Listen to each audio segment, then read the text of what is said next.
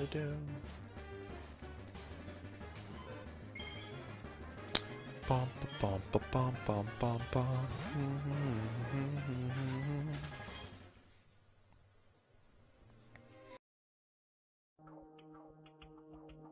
He's got airborne. He's got a second to airborne, isn't he? You know what? Oh, he's got two things. Shit. We have to use that. I hate to use that right now, but he's just gonna second to airborne and one-shot me. Like, he's gonna get 84 damage on one airborne. Oh, watch him, watch him. Watch him buff this airborne. Watch him buff the shit out of this airborne. Ha ha! Bye-bye! Nice airborne, 73 damage!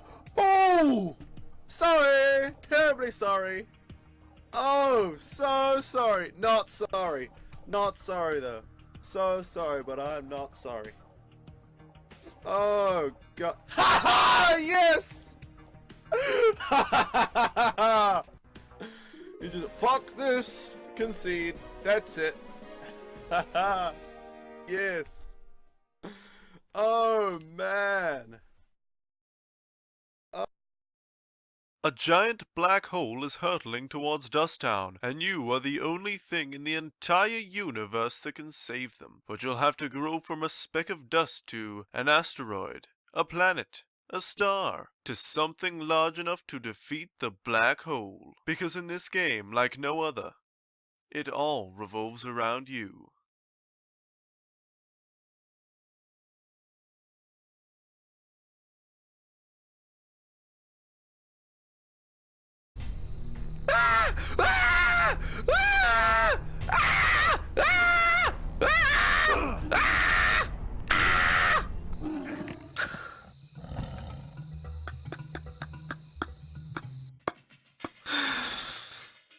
Hey, Winter Tempest. Yes, the insurmountable waist-high fence. Wait, what? Oh. I get it. Oh, God. Oh, God. Let's go for it. Skolex. Oh. I thought it was Mob Cart.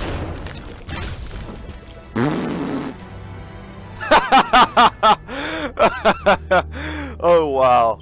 Wow. Wow. That was the most difficult boss fight of all time, I think.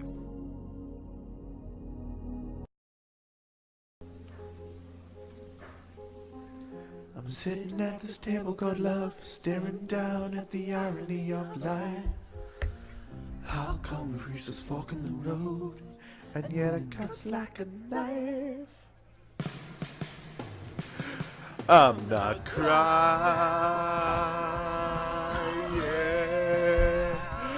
I'm not crying.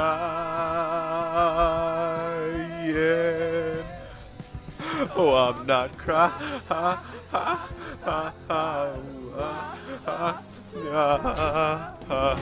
Yeah.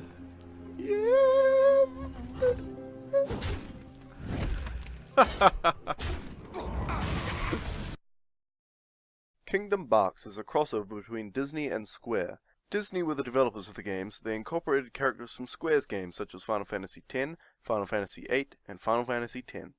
Kingdom Box is the heartfelt tale of Sora, who lost his dog, Pluto. Throughout the journey, Sora almost finds Pluto, but Pluto is always being taken one step further away from him. Along the way, he meets his friends, Clayton, Hades, Captain Jack Sparrow, and many others. In order to find Pluto, Sora must first find King Mickey, who is hiding behind a ginormous door that requires 2 keys to open. Luckily, the first key was in Sora's hand the whole time, and King Mickey has the second one. With the help of the only black man in the game, Sora manages to open the door and free King Mickey so that Mickey may help Sora find Pluto. As Sora journeys through the world, he must defeat all the evil oppressors of Pluto, such as Winnie the Pooh, Hercules, Jasmine, and Pinocchio. Sora faces many trials in his quest to save his pet dog Pluto. 2 of the most terrifying of these trials were taming a dragon and fighting a ghost. Sora's closest ally throughout this adventure is Rikimaru, who, wielding his ninja blade, manages to fight off Donald and Goofy and help Sora in the final part of his journey. In the end, Sora is reunited with Pluto, and they all lived happily ever after. Step 1. Take out the nurse. Step 2. Alright, the stream is live, and welcome, everyone, to the stream. Computer transition to main. Hello, Advance, Deathcore Sith, and Froggy who's listening in at work, and anyone else who might be here already. Welcome. Today we are playing Pokemon Silver as part of Pokemon Marathon Classic, where we're catching all 251 Pokemon in red, blue, gold, and silver. And we're partway through the Elite Four at the moment. Let's see, do we need Starscream for this? I guess we don't. How are we going to beat this trainer? Well, we could use Starscream against the Vileplume, actually. So you know what? I will revive Starscream. We're running low on revives. Hey Dickie, welcome. You just came to start. Yep, just came at the start. Alright, seal up Starscream. What Pokemon are we going to use in this battle? We're going to face an Umbreon first. That's the toughest opponent.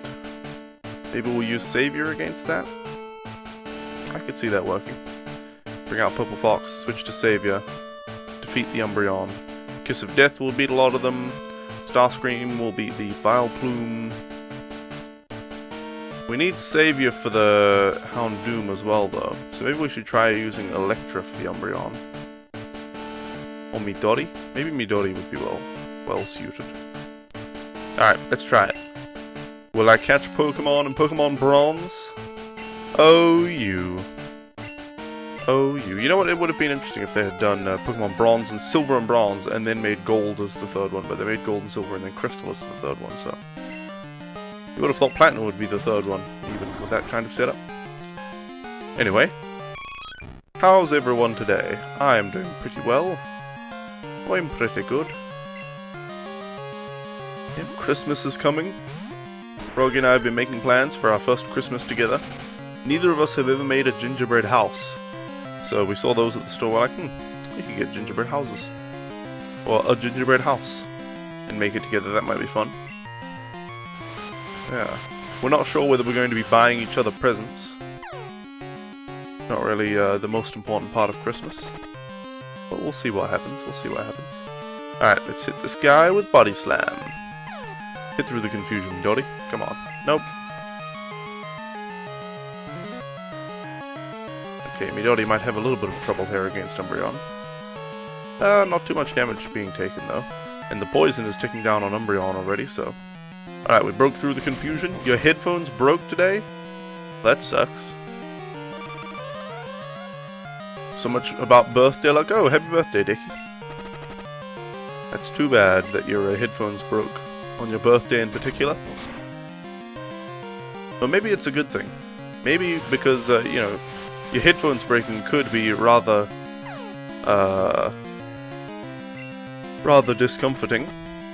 However, you're already having a good day on your birthday, so perhaps the discomfort brought by the broken headphones is mitigated by your birthday. Anyway, let's bring out Starscream for this Vileplume. What do you guys think, by the way? What do you guys think of the new background? I made this background on Wednesday night and used it on the Thursday stream, except on Thursday my internet was RIP. So I was only able to stream for like 15 minutes, and that entire time was pretty intermittent. The stream kept dropping and all that stuff, so... But what do you guys think of this background versus the old one? And if you don't remember what the old one looks like, I'll link you to a tweet I did. Let's see. I'd actually appreciate if you answered the straw poll link in this tweet. So take a look at this tweet, guys. It has a picture of each of the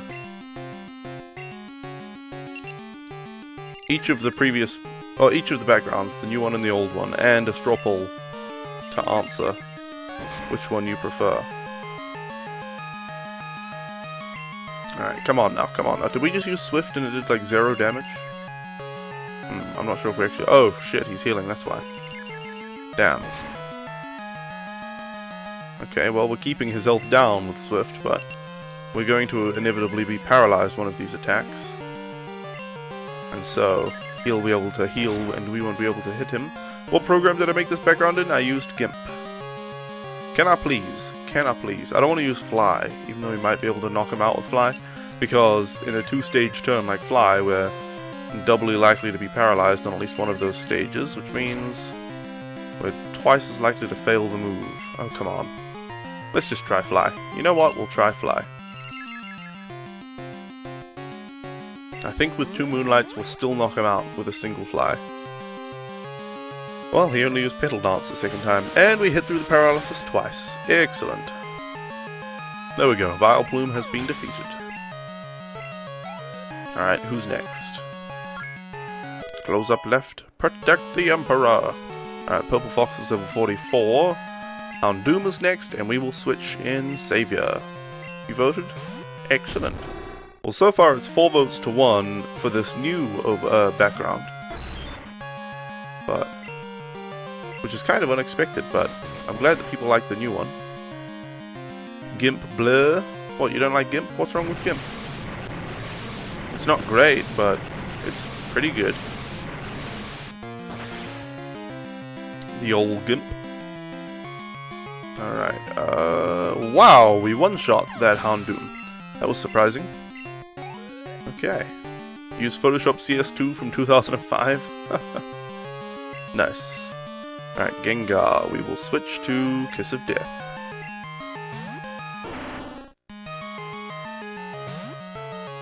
You know, I really dislike Adobe. Adobe's products are really good. Well, Flash is garbage. The animation software is really good, but the usually browser embedded software is garbage.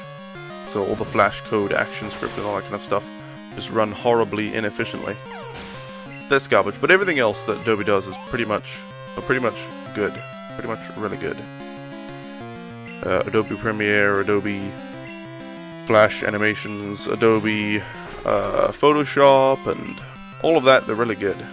But they charge a massive price for them if you want to just buy the standalone software and own it. An inhibitively large price. So most people have to go with the subscription option to get the Adobe Creative Cloud for like $20 or $30 a month, which is just stupid. Well, aren't you good? I like that in a trainer. Oh, thank you. Strong Pokemon, weak Pokemon. That is only the selfish perception of people. Truly skilled trainers should try to win with their favorites. I like your style. You understand what's important. Go on, the champion is waiting. Flash is good for animation. Anything else? Meh. Yeah. You got it for free? Oh, nice. CS2. Let's see. We'll start with Purple Fox. We'll bring out Electra for the Gyarados. Kiss of Death for the 3 Dragonites. And Savior for the Aerodactyl. Which means we need to full restore Savior.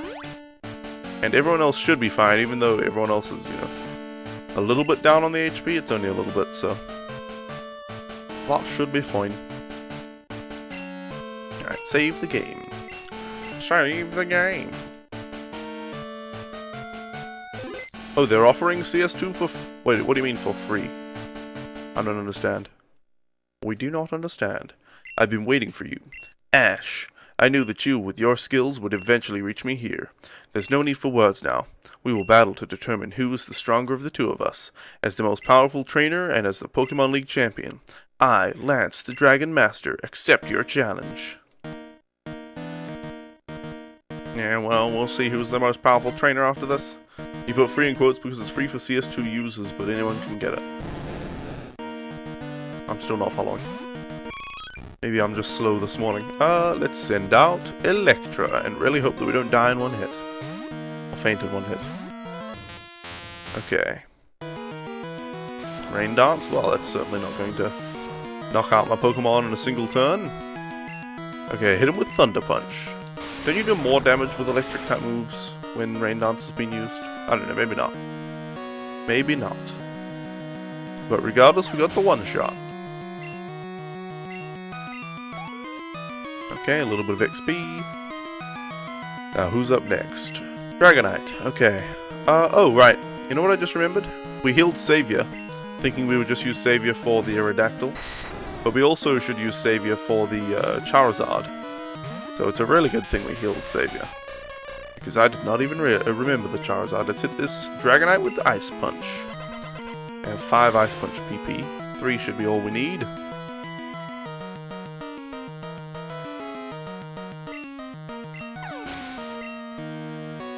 I'm fairly sure that would have been a single hit knockout. A 1-hit KO without the critical hit, but... Kiss of Death won't still perish song. I don't think so. No, thank you all. Okay, who's next? Charizard. Well, it's time to bring in Savior. So guys, some of you probably know of something called the Raspberry Pi. And no, it's not a food. It's a tiny little PC. It's like this big. And it's not super powerful or anything, but the most recent one that came out, the Raspberry Pi 2 Model B, is powerful enough to emulate PS1 and N64 games. So that's pretty good. It's got a quad-core 1 GHz processor, a gig of RAM, and all that stuff. But that costs $45. It's mostly for tinkerers and hobbyists and all that kind of stuff. And I've been thinking about maybe getting a Raspberry Pi of some sort. But $45 for that, you know, oh well, that's okay. But then you have to buy a bunch of other stuff to go with it to actually make it into a working PC.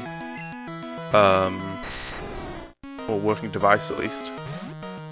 And I worked out the total cost to buy a Raspberry Pi 2 Model B and all the stuff that I would need for it, like a little power supply and adapters for this and that, and a case for it, and all these such things, an SD card and all that, would be something like $80 to buy this micro PC, so not worth it. Not worth it at the moment. Maybe in the future. However, there's the Raspberry Pi Zero, which has basically all the same extra components that you require. Like, you require the same extra components for the Zero as the 2 Model B. But the Zero itself only costs $5. And it's got a single core 1 GHz processor and half a gig of RAM, so it's not as powerful as the Pi 2 Model B. But it can emulate pretty much anything below PS1 and N64, so it's still pretty powerful for its size. And it's only $5, so I'm considering maybe getting a Pi Zero and the accompanying things. The Pi Zero itself only costs $5, but all in all, with an SD card and a little power supply and a case for it and all that stuff, it'd cost about $40 in the end for it. But then, later on, if I wanted it to upgrade to the Pi 2, I could upgrade by pretty much just buying the Pi 2 and a case for it, rather than having to buy all the other stuff with it, you know, at the same time. So it wouldn't be much more to have a Pi Zero and a Pi 2, but it'd be a much cheaper initial investment. I'm considering getting a Pi Zero. I'm not sure yet, but I would love to eventually do something like make it into a handheld gaming device. But I don't know. We'll see. We'll see. These have just been my ponderings lately. It's over, but it's an odd feeling. I'm not angry that I lost. In fact, I feel happy. Happy that I witnessed the rise of a great new champion. Humble and defeat this guy.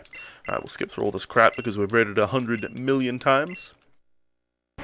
Copied this from an article. You have heard wrong. Adobe is absolutely not providing free copies of CS2. What is true is that Adobe is terminating the activation service of CS2, and that for existing licensed users of CS2 who need to reinstall their software, copies of CS2 that don't require activation but do require valid serial numbers are available. Special serial numbers are provided on the page for each product download. You would make a Raspberry Pi into a laptop? Well, it's not too terribly hard, and you can get, like, a decently powerful, cheap little machine. But then you'd have to figure out your own laptop case for it, and you'd have to get a little keyboard for it and all that, so.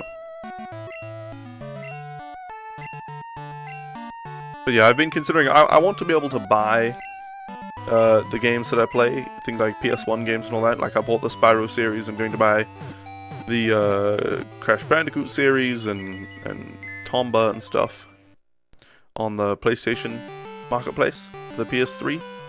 But you can't really buy like Sega Master System games anymore, like Cloud Master. I want to play Cloud Master. and Alex Kidd and stuff like that. Of course, I could buy a second-hand Sega Master System 2 and Cloudmaster, which I actually have both of those in New Zealand, funnily enough, but it's really inconvenient, and you don't give any money to the actual game developer slash publisher, so might just be better to emulate that kind of thing.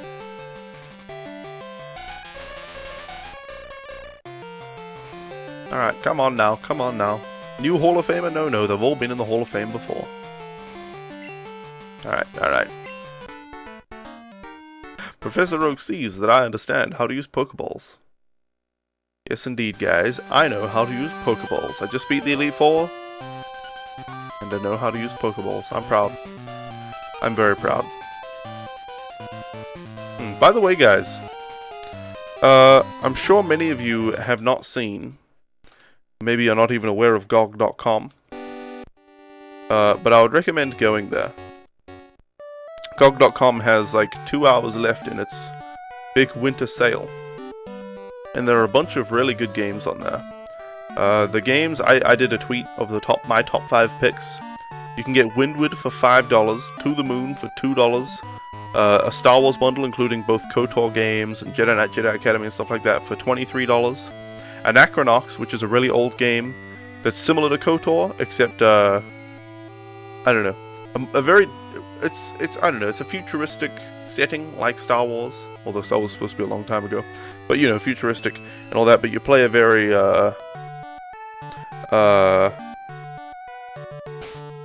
I don't know, muddy protagonist. You're not exactly just a good guy or anything in that game. So it's a cool game. Anachronox is $1.50 and The Witcher 3 is $30. Right now, those are my top 5 picks for the sale at the moment. I'd recommend you guys go over to GOG.com. Get them DRM free. Where are we going? What are we doing? We've beaten the Elite Four, we've beaten all the Kanto gym leaders and all the Johto gym leaders. I guess we just need to get Pokemon now. You got some free games from there? Oh yeah, Ultima Stargunner and Tyrion 2000. Yeah, they give away free games now and then. I've got quite a few free games on my GOG account. What do we need to catch? We need to catch a Vulpix. $5.79 for the Wolf Among Us is worth it? Yeah, there you go. There are a lot of really good sales over there right now. It's the end of the sales, so they've got all of the sales. They were on like 1 day each. All of those 1 day sales are on today, so you've only got a couple of hours, but I'd recommend browsing through and seeing if there's anything you're interested in. Route 7, 8, 36, and 37. Where is Route 36? Route 36. Oh wait, I know where Route 36 is, and 37, where you can catch Growlithe in gold. Yeah, right there. You love the origin on the house and the GOG free section? Yeah. Kind of annoys me though, those free games, I understand the purpose of those free games. Basically, GOG and Origin both do a free game thing where they make a game free for a limited time, like within the next 24 hours you can claim this game for free. And if you claim it within that time, you get it forever. You don't have to give it back after 24 hours or whatever. However, you have to claim it within that time. So it's not like you just automatically get it added to your account, you have to go and claim it. Which is okay, but the whole purpose of that is just to get people on the website, right? It's like, hey, haven't been on GOG in a while? Or haven't used Origin in a while? Open it up and get this game for free. So I understand the purpose, and it's still a good thing, but it's annoying that you have to open it up and get it. Why can't they just passively give me free games without me having to do anything to claim it? Gosh. Hey, Pokemon Real Time, only 14 left? Yes, only 14 Pokemon to go. Alright, Vulpix is not one of those 14, but it is a Pokemon that's just not in the Pokemon Gold Pokedex at the moment, so we do have to catch it again and just trade it over. Now, we'll need to get Ladybug as well, and its evolution. Oh, come on. Get in the ball. Get in the ball. There's a game, Jade Empire Special Edition, and it's free on Origin? Really? Right now? I'm going to open up Origin while I'm streaming to get that. If that's free on Origin, I'm going to get it. Because Jade Empire is awesome. Alright, there we go. Vulpix was caught. Like I said, this doesn't count towards the Pokemon counter, because we already caught Vulpix in Pokemon Red. But it is just a Pokemon we needed to catch to transfer over to Gold. So now we need to catch Ladybird. Let's see, I'll cross Vulpix off the list. Yeah. Let's see. Ladybird, and we need to evolve Eevee to Espeon as well. And then it's just a bunch of trading and evolving some Pokemon starters and stuff like that. Jade Empire is on the house. Yes, please. Well, it just popped up and told me right away. Jade Empire, download now. Oh, yeah. Oh, yeah. Okay, I would highly recommend everybody opens up Origin, much as I despise EA. Open up Origin and get Jade Empire for free. Because that is, like, on the level of KOTOR. It's a really good game. Let's see, now we need Ladybird. So we're going to have to get up in the morning. Alright, let's save the game. We need that stupid Pokemon Silver reset clock. Oh, I typed clock without the L there. Let's see. So we need name, Ash, ID 24920, money 209148, password 00961 apparently. We'll see how true that is. Okay, time to reset and switch the time. You did enjoy KOTOR. Origin is all the way in the basement and you're upstairs. It's worth it. It's worth it. Can't you just install Origin on whatever PC you're on at the moment anyway and do it? Wait, so how do we open this anyway? Down select B. Okay, whoop, and I pressed no. Of course I did. Of course I did. Okay. Yes, reset the clock. 00961, apparently. Probably lying. Oh, well there you go, this one does it. Does Origin work on Mac? I have no idea. I have no idea. Okay, now we need the morning time. When is morning in Pokemon Silver?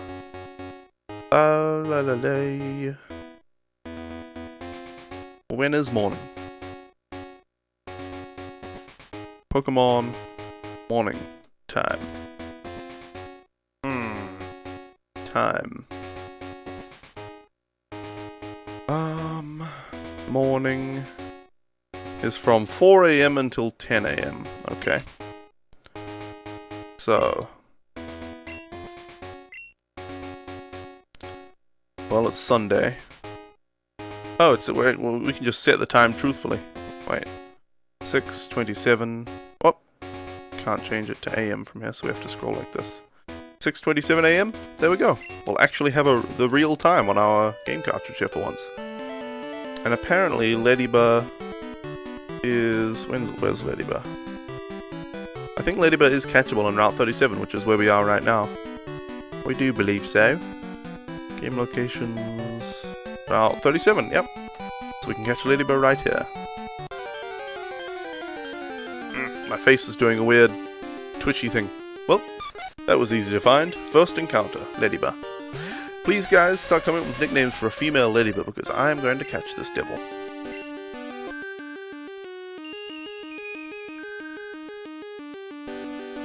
Alright, it's asleep. And now we hit it with an Ultra Ball. I really want to get rid of that lower ball, but it's not such a big deal.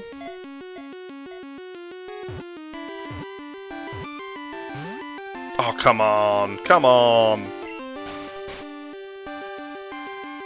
Okay. One more should do the trick, right? Doris? I could go for Doris for a Ladybird. Doris is not such a bad name for a Ladybird. Oh. Just catch the damn thing. All I want to do is throw the ball and catch them on. Annabelle? I don't know why you're putting Kappa after that. Annabelle's a perfectly nice name for a Ladybird. Come on now, put the ball on the Mon. That's all you have to do. Name it Cow? I don't know about Cow. It is, you know, it doesn't stand up on two legs, so it's like a cow in that way, and it has spots. But there we go, Ladybird has been caught, and that's Pokemon number 238. Ladybug, the 5-star Pokemon. When the weather turns cold, lots of Ladybug gather from everywhere to cluster and keep each other warm. Aww. Aww. That's cute. That's cute. They cluster together in the cold weather to keep each other warm. Anyway, female Ladybug nickname. Good for garden. I like Annabelle. Annabelle's a good name. Annabelle for a free female Ladybug. Annabelle. Alright, let's go with that. Now, we've caught Ladybug. We do need to evolve it, but we'll do that on Pokemon Gold. In the meantime, okay, here are the Pokemon that we need to catch. We need to get a Bulbasaur and evolve it to an Ivysaur. We need to evolve Charmander to Charmeleon. We need to evolve Squirtle to Wartortle. We need to get a Cyndaquil and its evolutions. We need to get Scizor, Steelix, Politoed, Slowking, and Kingdra.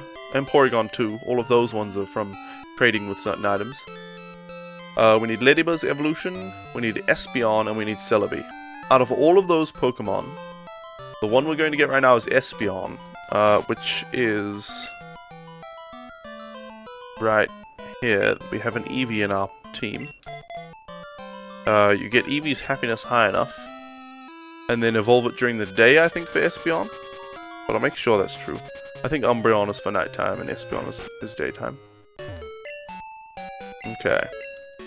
Usually when you try to complete the Pokédex, you go on a catching spree and then an evolving spree. I seem to have managed to spread it out and keep it interesting. Well, it's partly planned that way. I basically choose, out of the two games, gold or silver, red or blue, whatever. I choose whichever one I want to do first, and I do that to the maximum completion. And so there is a while of grinding against the Elite Four and stuff like that. But then, once I need to start the other game, I'll do a complete playthrough of the other game. So now we're doing a playthrough of Silver, we just beat the Elite Four the second time. So it kind of mixes it up again. Okay, Eevee is friendly toward us, it looks sort of happy. So it's not ready to evolve yet. Hey Diddy, welcome, and thanks for the host. Let's see, let's fly Starscream back to New Barktown. So, now unfortunately, I actually do enjoy it to a moderate degree, but I'm sure it's kind of boring to watch after we've done it so much as well. It is time to grind against the Elite Four even more. I tried to evolve this Eevee throughout the course of the regular playthrough. However, as it turns out, it is not happy enough just yet. So let's buy some revives and full restores. Only 36-second Twitch delay, damn. That is quite the delay. Let's just get a bunch of full restores. We should be able to get revives here as well. There we go. Yay, grinding! Yes, indeed. Hooray! Grinding, yeah. Let's save the game. Guys, I'm here in Texas. Moved here from New Zealand. And I was, always told how hot the weather was. And I was like, it'll be fine. And it is okay. It's bearable and everything. But damn, winter was finally coming. It's actually winter right now. Although Froggy would argue that winter doesn't start until the winter solstice. I just care about what month it is, Winter is December, January, and February. As far as I'm concerned. Winter is here, and it's been quite chilly a lot of days. So we've been able to have just the windows open to let cool air in. Instead of having to run the air conditioning a lot and stuff like that. But the trouble with the air conditioning is not the power consumption, but it gets very hot in this room, where we have 2 computers and a bunch of TVs and game consoles, stuff like that, and it stays cool in the rest of the house, and the aircon doesn't operate per room, it just operates per the entire house. So this room gets warmer than every other room. Let's use Electra. So yeah, we've been having the windows open to let cool air in, but it's warm today. Which means the windows are closed, and the door is closed because there is a person asleep in the house. So, it's getting warm in here. It's going to be a warm stream today, but that'll be alright. As long as my face stops twitching over here, it's freaking weird. Anyway, yay grinding, what are your thoughts on off-stream grinding? I don't know, I don't do it myself, partly because I don't really have the time nor the desire. I don't find it particularly fun to just grind Pokemon off stream, because I don't know, it's like if I'm off stream, I would rather, I don't know, work on my game or catch up on YouTube videos or be discussing interesting things on Reddit like Game Maker or Twitch stuff or whatever. So it's just not the most exciting thing to do off stream. I like to, the whole reason I like grinding a Pokemon is because I'm hanging out chatting with you guys, you know.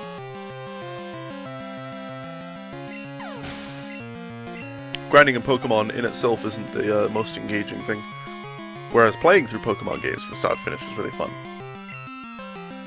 Streaming is larger than heat is larger than... Wait, what? Streaming? Oh, streaming produces heat. Therefore, stream to survive in winter, yep. I stream purely for survival. Oh my goodness, the Slowbro is resistant. I probably should have switched to Electra, but that's okay. Alright, use a Shadow Ball. Yeah, arrows, I see. Yes. Okay, one more time. Curse. Alright, that's fine. Slowbro's just changing his stats instead of actually doing anything. So we'll finish him off. My goodness, my face is doing this. My upper cheek over here, right sort of below my eye or on my cheekbone, is just twitching occasionally. It's so annoying. I'm just gonna stream like this. Just gonna force it to stop. Xatu, we will bring back in Electra.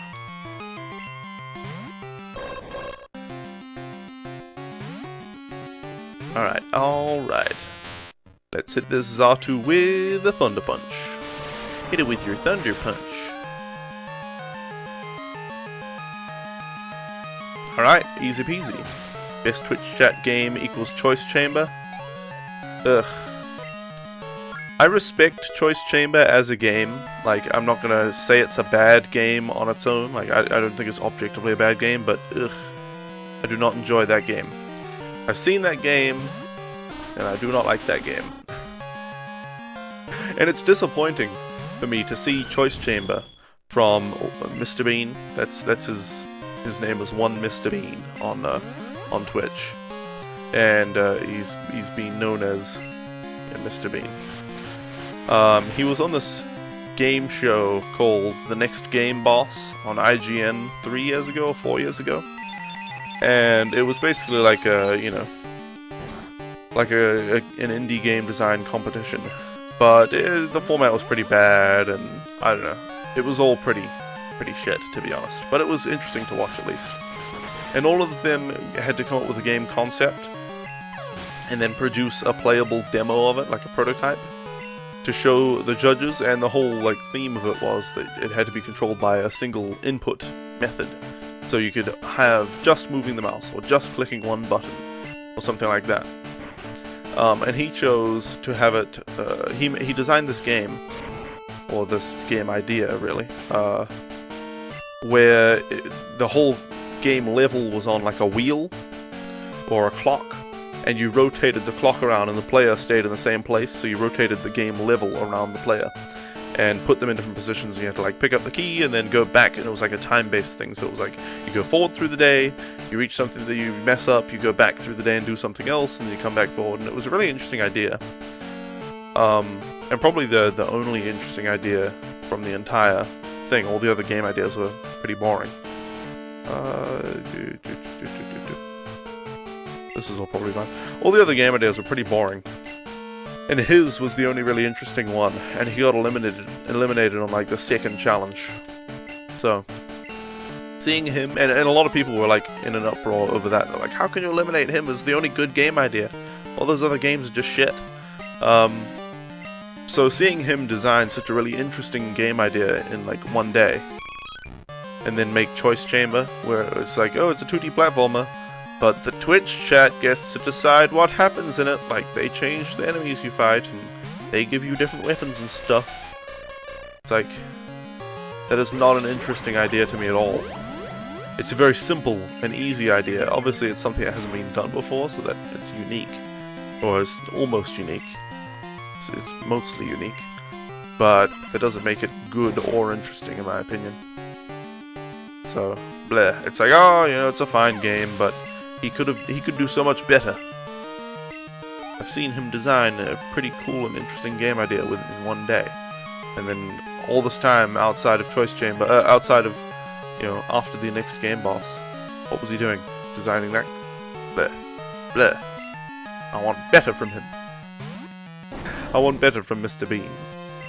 Still finding a way to ban the word pogo? Oh, because a lot of people choose the pogo stick. Choose to give them the pogo ability, where you constantly bounce. Is Ice Punch good against Fortress? Well, he used Protect, so we'll never know. You'll never know. Come on now, Kiss of Death. There you go. Don't mind my semi-transparent cup. Okay, spikes, that's fine. Ice Punch will finish this guy off. Even though it's not very effective, we get Stab and we have Never Melt Ice to boost the power, so that's good. Okay, who's next? Who's next? Coffee gone? So sad, Pokemon every time. So sad. You know I'm not actually drinking coffee today. I don't think I I don't think I drank coffee on Thursday either. I usually drink coffee whenever I stream. Because I am a tired man. But I was like, I just don't feel like coffee this morning. So I'm just drinking water. And I mean, I still feel really tired if I drink coffee anyway, so it kind of defeats the purpose of taking the drug in the first place. Let's just use Quick Attack to finish this guy off. And he'll use a full restore. Brilliant. You missed what I ended up naming Ladybug? I named it Annabelle, yes, as Decky said. As Decky said. I named it Annabelle, I did. Alright, let's hit it with Thunder Punch. Now this should finish it off, right? There we go. And there we go. So Froggy and I watched The Grinch Who Stole Christmas last night. And that game, that movie was produced in the year 2000, released in the year 2000. Long ago. 15 years ago now. And being that I am not so old, I was only 6 when I first saw it. So I really didn't remember it very well, but I remembered not liking it, so I was dubious about watching it again, but Froggy said it was a good movie, so I was like, oh, well, I guess I just don't really remember it anyway. So I'll watch it. And we watched it. It was a good movie. It's a good movie. I enjoyed it. You're finding a way to make your stream look better on your 480 kilobits per second net? Well, good luck, Dickie. My recommendation is to, well, the primary way to make your stream look better is to play games that are appropriate for your web speed. What Pokemon should we use against Muck? I don't even know. I guess Kiss of Death with Ice Punch would be good, but I don't want to run out of PP on Ice Punch before we face the Dragonites at the end. Electro would be good with Swift. Yeah. No, Electro doesn't have Swift. Starscream has Swift. Starscream will be good then. Jim Carrey plays a good nutcase? Oh yes. Well, he is a nutcase, so he plays a good one. What was that movie that came out? It's some ultra-violent movie. And the main character... It's sort of like a superhero movie, sort of. And the main character is a guy who just doesn't feel pain. And he fights with 2 batons, and then there's like a girl who's awesome with a bladed things, and Jim Carrey's in the second one. Can't remember what it's called, but after it came out, after the second movie came out, and it's an ultra-violent movie, lots of blood, people getting limbs chopped off and stuff like that, and I found it hilarious. But after it came out, he decried the movie and he refused to promote it, and he was actually saying like he really disliked what the movie was, and that it was like pornographic violence, you know. It was like violence porn sort of thing, is what he said. So I think it was just after some terrorist attack happened or something. And when I say terrorist, I don't just mean Middle Eastern terrorists. I think it was some school shooting from some kid. Can't remember. Something like that. And so I guess he was in a state of mind where violence is bad, okay? And we can't watch those violent movies. And violent movies is poisoning our children's minds. The children's. Think of the children's. Anyway. I can't remember what the movie was called. It was good though. First two movies. They only made 2. Let me think. Violent. Let me Google it. Violent movie with, maybe it was called Kick-Ass. Jim Carrey. I think it was called Kick-Ass. Yeah, Kick-Ass and Kick-Ass 2. He was in Kick-Ass 2, and he did a good job in it too.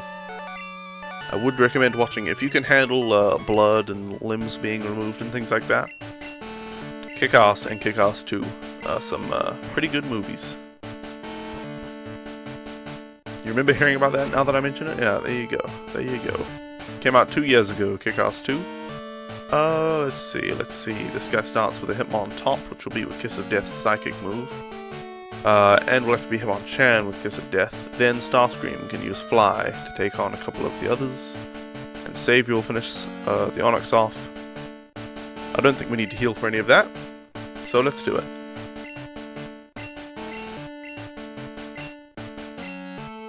I just got a receipt from Origin for receiving Jade Empire for free. I'll probably stream Jade Empire eventually. I've already streamed a full playthrough of it before.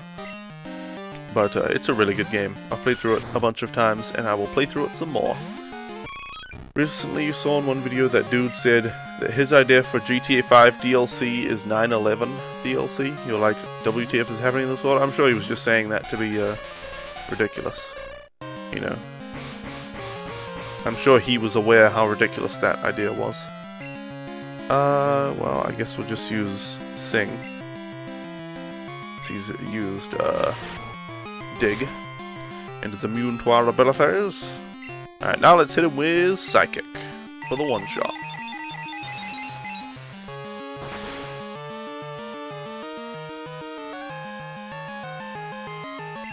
Alright, Hitmontop is down.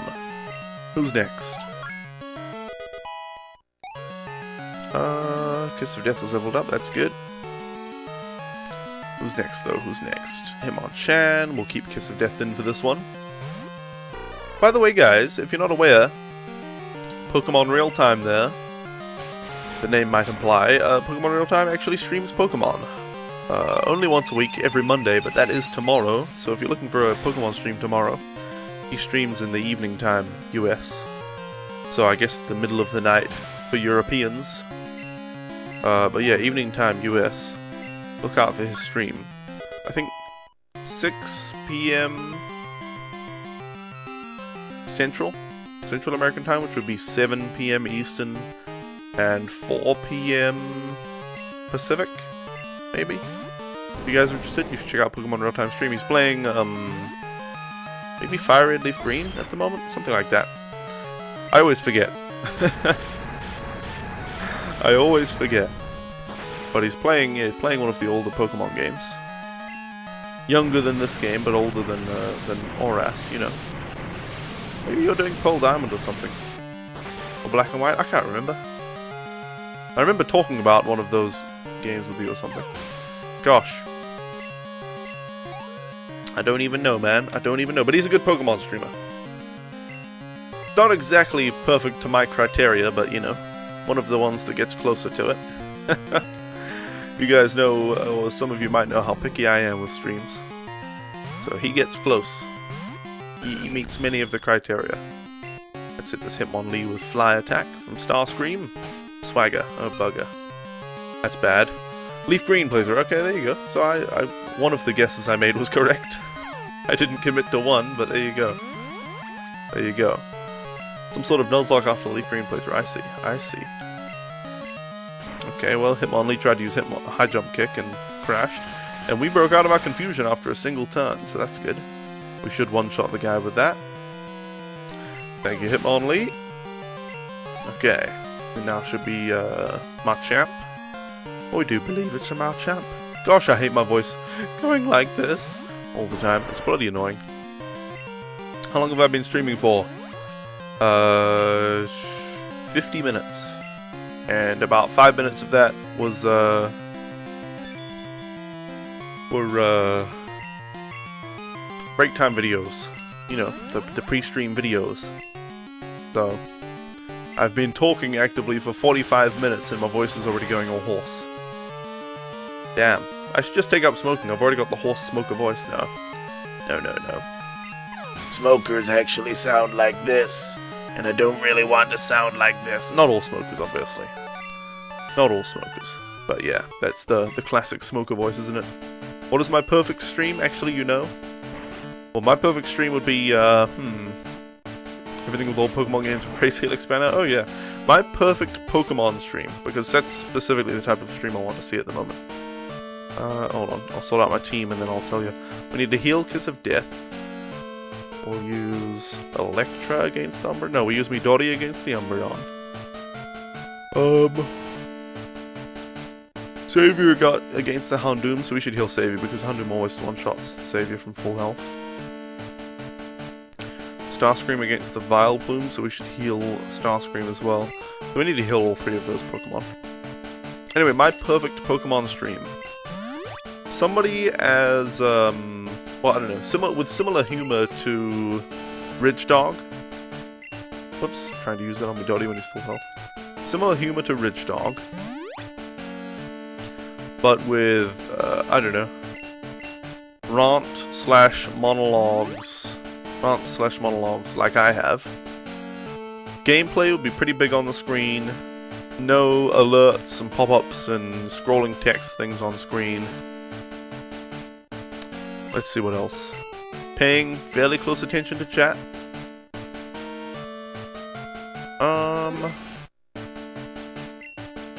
Yeah.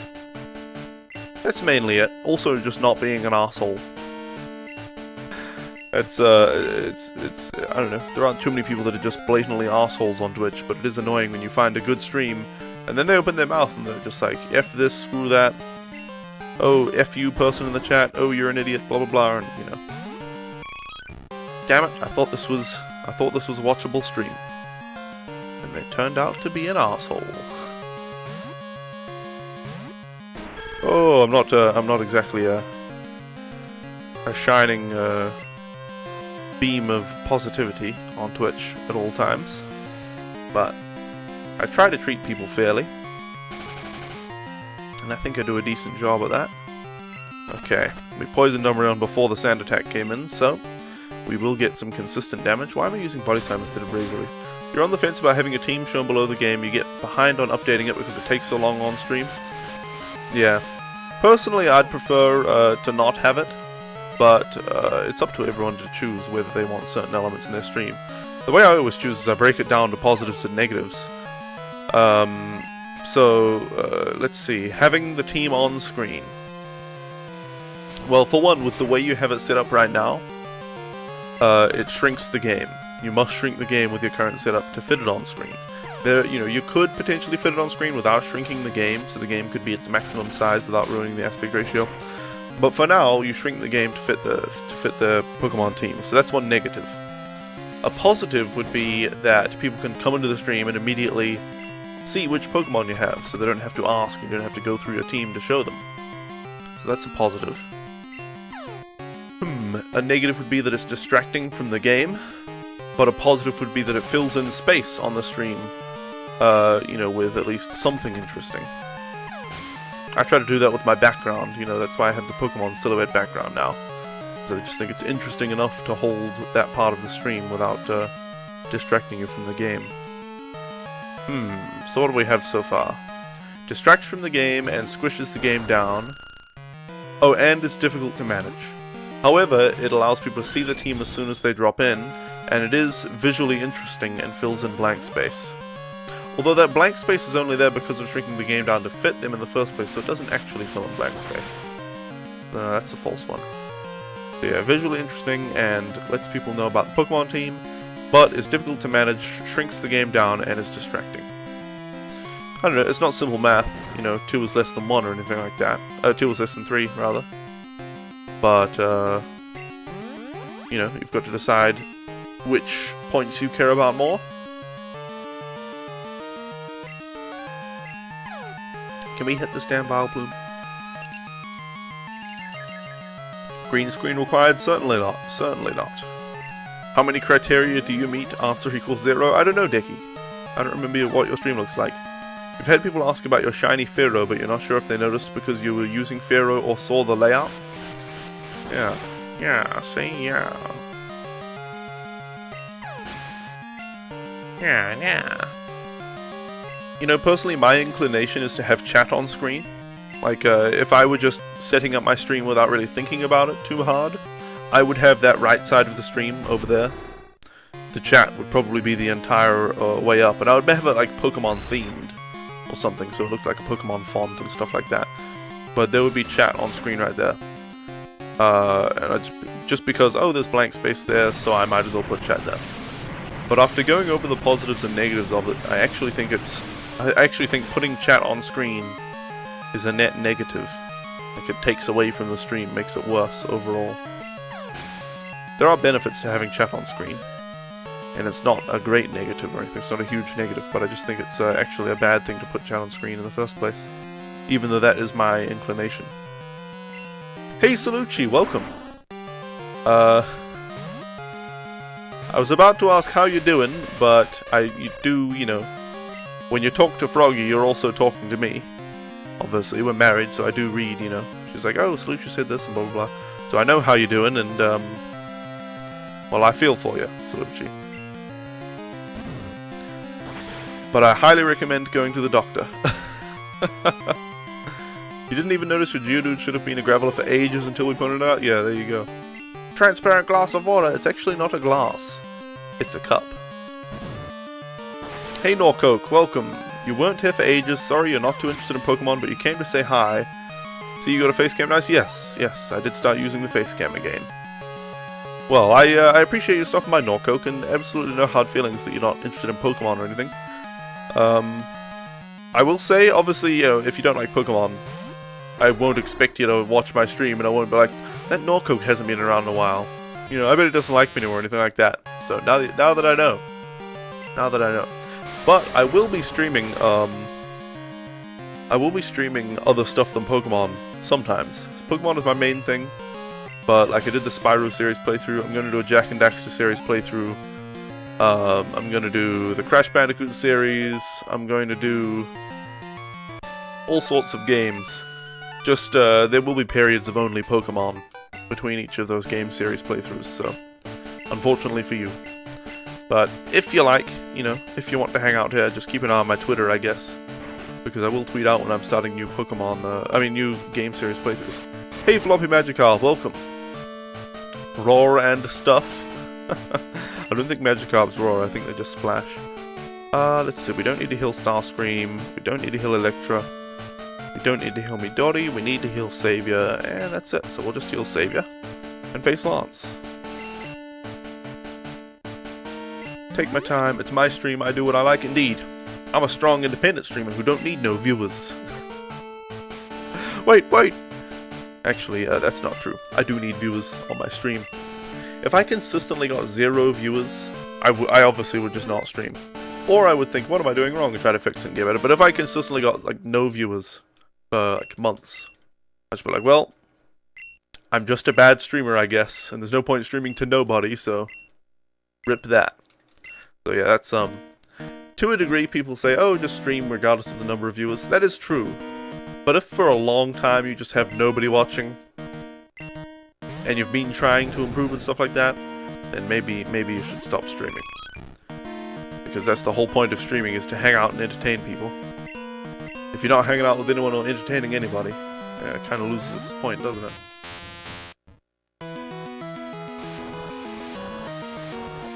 Anyway.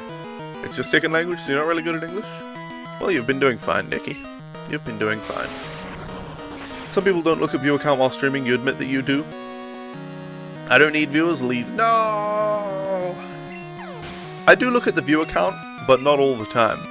For me, I've tried both. I've tried not looking at the viewer count, and I've tried looking at the viewer count. And there are positives and negatives to both again, so I don't always look at the viewer count. Basically, if I'm having a good viewer number day, I have the viewer count up and I can look over and I'm like, yes, you know, people are enjoying my stream today and I'm doing well. And it's a positive thing to have the viewer count up in those days. But if I look over and it's a low number, I just disable it in my chatty thing. It's in like the title of my chatty window. I just disable it, and so I don't get the negative impact of like, oh, I must be, you know, such a boring streamer today because people aren't watching, and oh, you know, there are only 2 people here listening, and oh, it sucks, and, you know. So I hide the viewer number if it's low, and I show the viewer number to myself if it's high. Alright, Charizard will bring out Savior. I know you like the viewers as you're using your top hat, yep. Yes, indeed. I don't know, it's partly for the viewers and partly for me, to be honest. It is a little bit uncomfortable, the top hat, like it's quite warm in this room right now. I do live in Texas. So, yeah, it is the hot state. And wearing a black top hat, it's basically like a pocket of air in here that just increases in warmth constantly, so cooks my brain a bit. So that is a negative, but I do like just, I don't know, the top hat, it's kind of my thing, so it makes me feel Ultimate Nerd mode. It's like I put on the top hat and I am Ultimate Nerd, hero of the South. No, live streamer on Twitch TV. And game developer and stuff. Mostly, yeah, I don't know. Wearing the top hat just makes me feel more like an entertainer. You don't get discouraged with no viewers, you just want to know whether you're talking to no one. That's true too. That's true too. Although, to be honest, I prefer not to know. Like, back in the day when I did get 0 viewers a lot of the time, I preferred not to know that there were 0 people there, so that I could pretend there were at least a few people there, just lurking. You know, that was kind of, that helped me, anyway. You know, 3 Pokemon streamers in Texas now. What's in the water there? Well, I'm from New Zealand, to be fair, and I was streaming Pokemon before I came to America, so I don't think that's the reason I stream Pokemon, but who knows? Is it coincidence or is it not? Hey Games /92, Battle Against Lance and Pokemon Go was pretty awesome as a kid, yeah, indeed. Indeed, when the music stops as you talk to him, you're like, is it just me, or has your voice changed a bit? I don't know. When? Do you mean since you last watched a few months ago, or in the last 5 minutes? You think you were there most of the time? Oh, back in the day? Yeah, well, even before you found my stream, Salucci. When I just had, let's think, Pyrofox 124, Kabuzco? Is that what his name was? Kabuzco, and Inspiron after a while as well. Those were like the 3 main people who dropped in like for an hour or 2 each on some of my streams. Yeah, most of the time during those streams I had 0 viewers, and even after Commander Sam found my stream as well, there were still often times when it was like I would start the stream and then an hour and he would drop in and chat with me for an hour, and then he would leave, and then the rest of the stream would be no chat, and I'd just be like,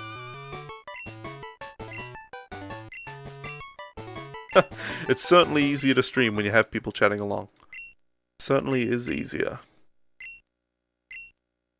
What's this pretend friends thing? I don't get it. Pokemon Real Time? Randomly said pretend friends in the chat. I don't know what you're talking about. You found a way how to fix your headphones noise, Sticky. But you were the high roller? Indeed, indeed. You and Bassa.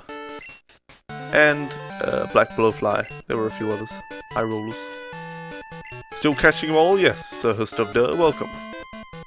I saw on Froggy's Steam friends list that you were playing Elite Dangerous. One of my, I don't know, small-time dreams is to play Elite Dangerous with a HOTAS and a VR headset. So I see people playing Elite Dangerous, I'm like, why I oughta? Because the game itself is expensive to begin with, and then a HOTAS and a VR headset are inhibitively expensive. The HOTAS not so much, but it's like, to get the HOTAS you need to have the game, but for me to want to play the game I would need the HOTAS. So it's like, I don't know. I don't know. Thank you, Game Slasher. Pretend viewers, oh, I get you, yeah, okay. Pretend viewers, pretend friends. Just pretend you've got friends in the chat. Or hopefully you can get some real life friends to watch if you do have 0 viewers. Any streamers? When are you going to do Skype calls with your viewers? Never. With HOTAS and VR headset, please, you can only get so excited. Oh, so you don't have those yet, Sir Hust of Duh? It's, for me, you know what, Elite Dangerous looks like a really good game, but I wouldn't even want to play it with a keyboard and mouse. Because if I played it with a keyboard and mouse the entire time, I'd just be like, this will be so much better with a HOTAS. The HOTAS is the more important thing. The VR headset is more of a luxury. But yeah, it's like, to play Elite Dangerous, I would have to spend, how much is the game? Like $40 or $50? And then a HOTAS is like $50 a game. So it's basically, you call it $100 just to play Elite Dangerous. It's like, and then I don't think I'm not even planning on streaming that if I ever get it. Although I might, you know, there'll be a possibility.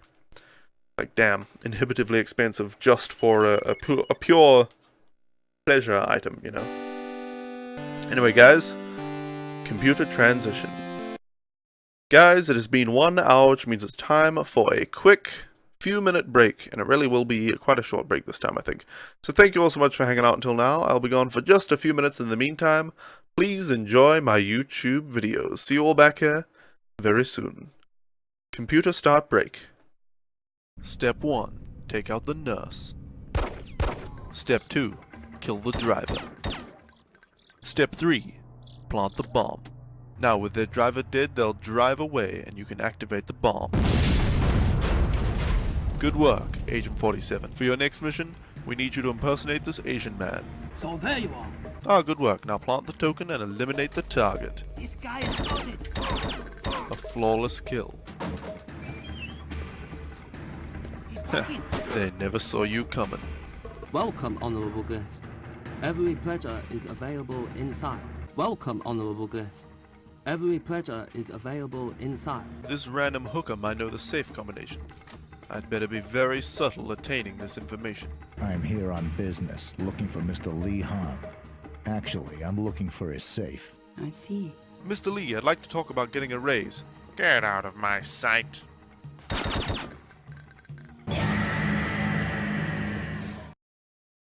Dear, oh dear, please just.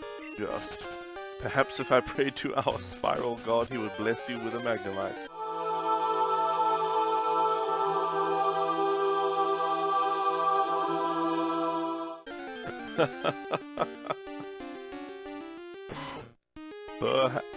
Perhaps. Let's see if it works. Hold on. Everybody knows to pray to Helix, you need a Pokemon cartridge of some sort in your hand.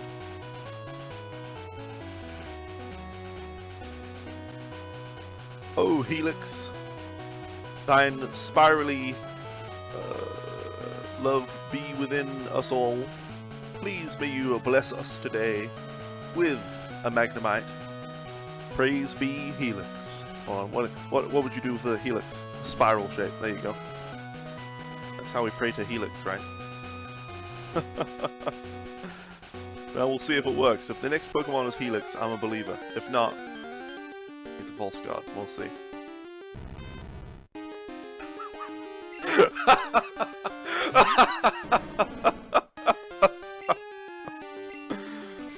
Praise Helix! Oh dear. Alright. Goodness gracious. I'm converted. I know I'm converted. Helix. There you go.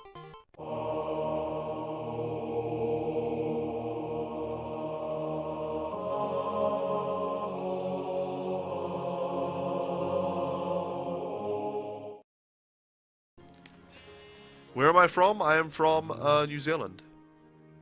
A little old country down on the bottom of the earth. We have to have everything tied down here, or we call it tied up, because since the earth is a sphere and gravity pulls down, I'll do a diagram for you guys. Let me dig in. Let me make myself safe. And I'll explain this to you guys, because I know a lot of people in the northern hemisphere don't really understand, you know, our sort of special requirements. Let me open up Paint and I'll show you guys. So, the Earth is a sphere. Let's see here. This is a little science lesson for you guys. The Earth is a sphere. And you have the North Pole, it's all cold, and the South Pole. And you have, you know, America and Canada and stuff, which are kind of like that. So they're kind of on the top. So you're fine up there. And you have, like, Europe. Is Europe over here? It's kind of a massive place. Terribly sorry I am for interrupting Physics with Ultimate Nerd, but I'm back, and it's time to continue playing Pokemon. So, computer transition to main.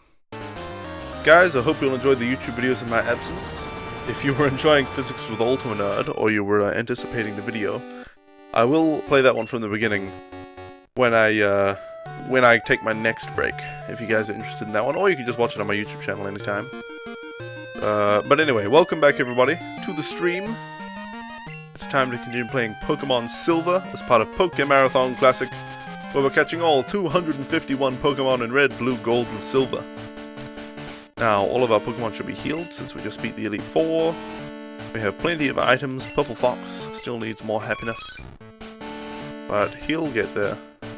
It goes to YouTube.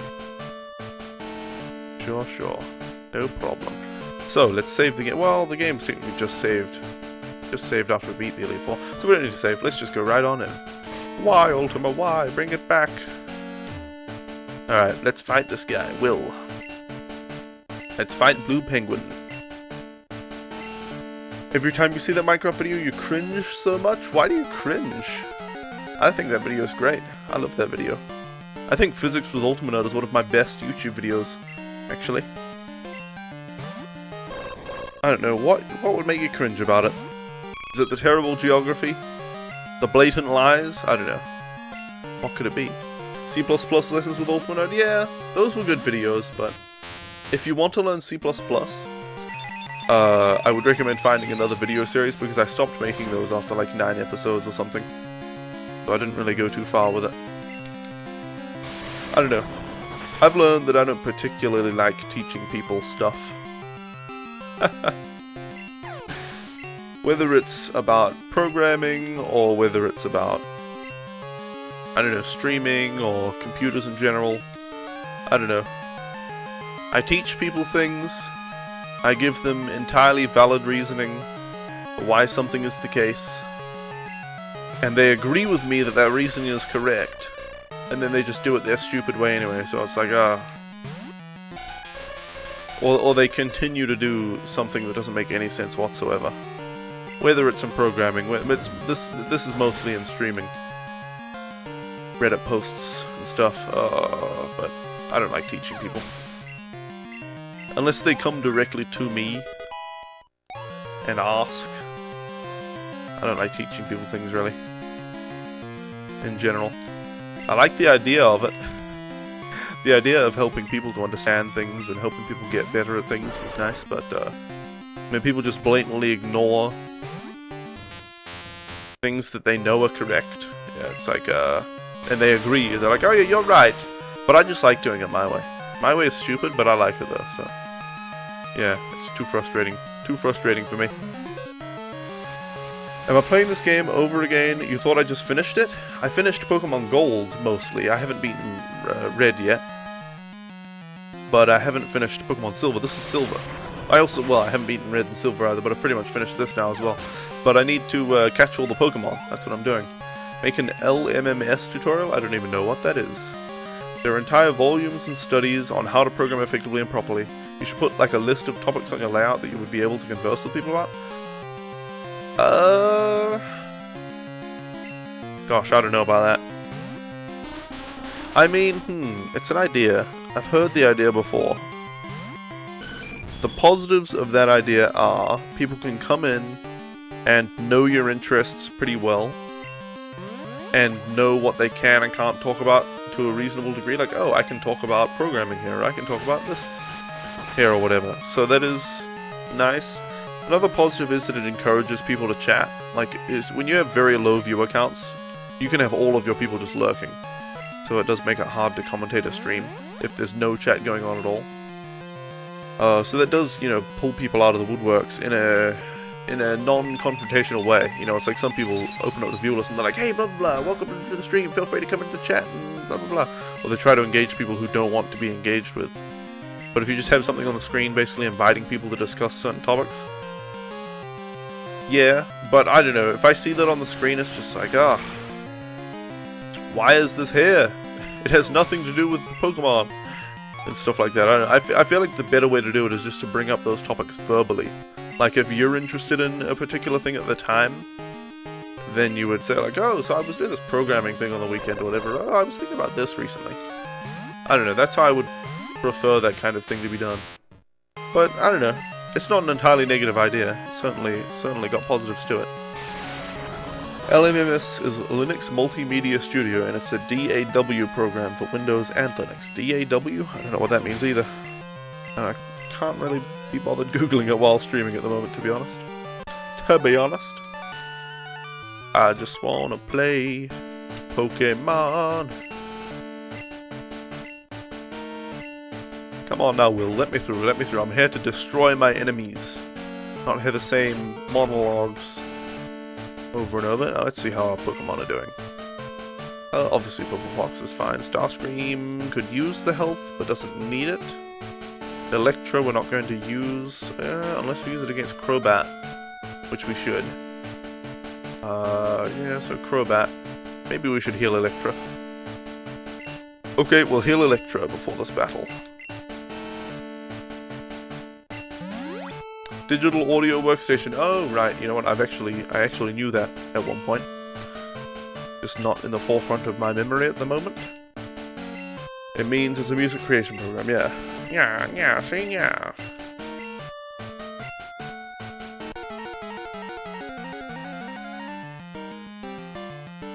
Use FL Studio, but you might give LMMS a second chance. Well, good luck with whatever software you choose to use. What are you using digital audio workstation for anyway? Let's bring in Kiss of Death? Yeah, Kiss of Death. I remember when we brought in Starscream against this Ariados, it just used Baton Pass. Every time it came out, it would use Baton Pass, so I think it's better to use a single turn move against Ariados. Let's hit it with Ice Punch. That should be a one-shot with Never Melt Ice, and the same type attack bonus, and the super effectiveness against bugs. Oh, not super effective against bugs? Apparently. I thought Ice was super effective against bugs, but I guess not. Okay, Fortress. Kiss of Death might be best for this too. Yeah.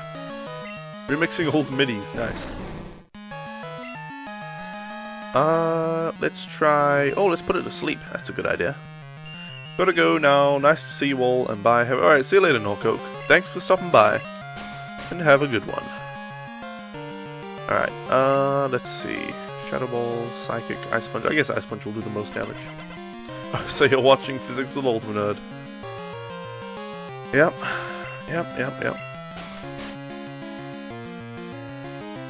That was a silly time back when I used to stream Minecraft.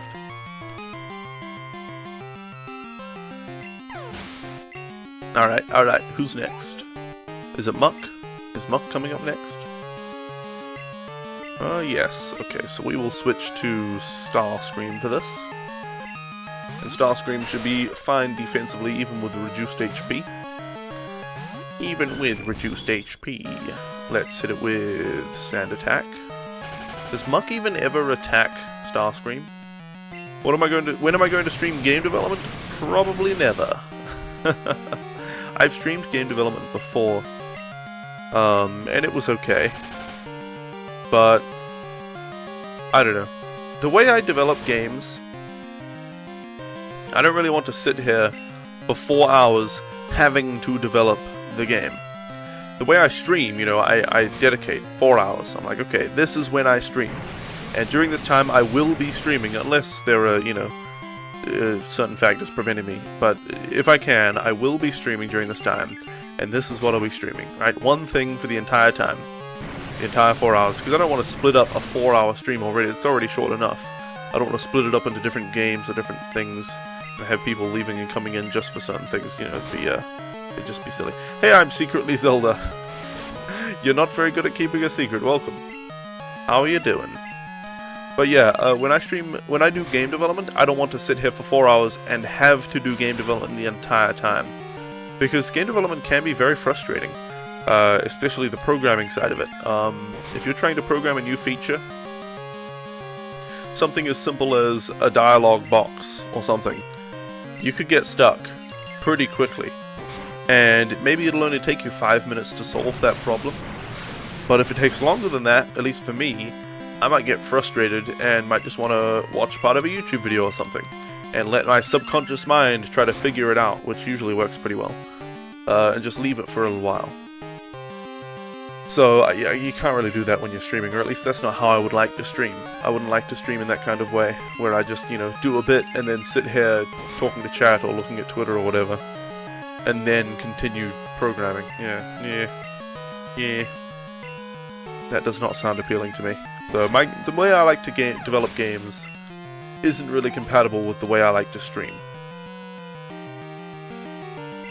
No, Crobat. Now, if I were just making the game itself, like not doing any programming, just building the world and adding characters and quests and stuff, I could stream that, because that is something I could do for just 4 hours straight, with only, you know, the break every hour and stuff. Because you won't really get hung up on that. There aren't glitches to deal with and stuff like that, because you're not doing any real programming, just building the world. But then I would be spoiling my entire game for all the people who probably care about it the most, you know, people who already watch my stream and are interested in things that I'm doing, are going to be the ones that would play my games, so spoiling the entire game for those people doesn't really seem like a good idea. Oh, come on, finish it off already.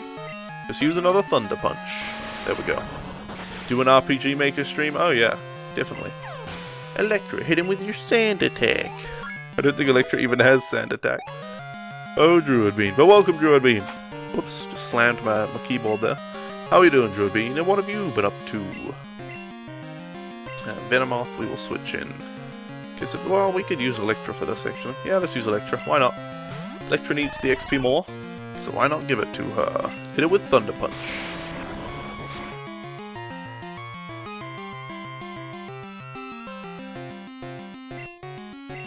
Come on, finish it off. There you go. And that'll be an easy kill right there, won't it? Okay. Purple Fox is level 50 now. Surely Purple Fox is getting close to evolving into Espeon now. Surely. Alright. You've been sick since Thursday? Ouch. That sucks, Druid Bean. LMMS has about 500 plus files to install. Dear oh dear. Dear oh dear. Okay. Starscream, what are we using it with? This is the fighting type guy. We'll use Kiss of Death against his Hitmontop and his Hitmonchan. Starscream against his Hitmonlee and his Machamp. And Savior against his Onix. Does Starscream need healing before we do this? Probably not, but maybe. If we miss Fly or something like that, then we might die from that much HP. So let's just use a full restore. That'll be fine. That'll be fine.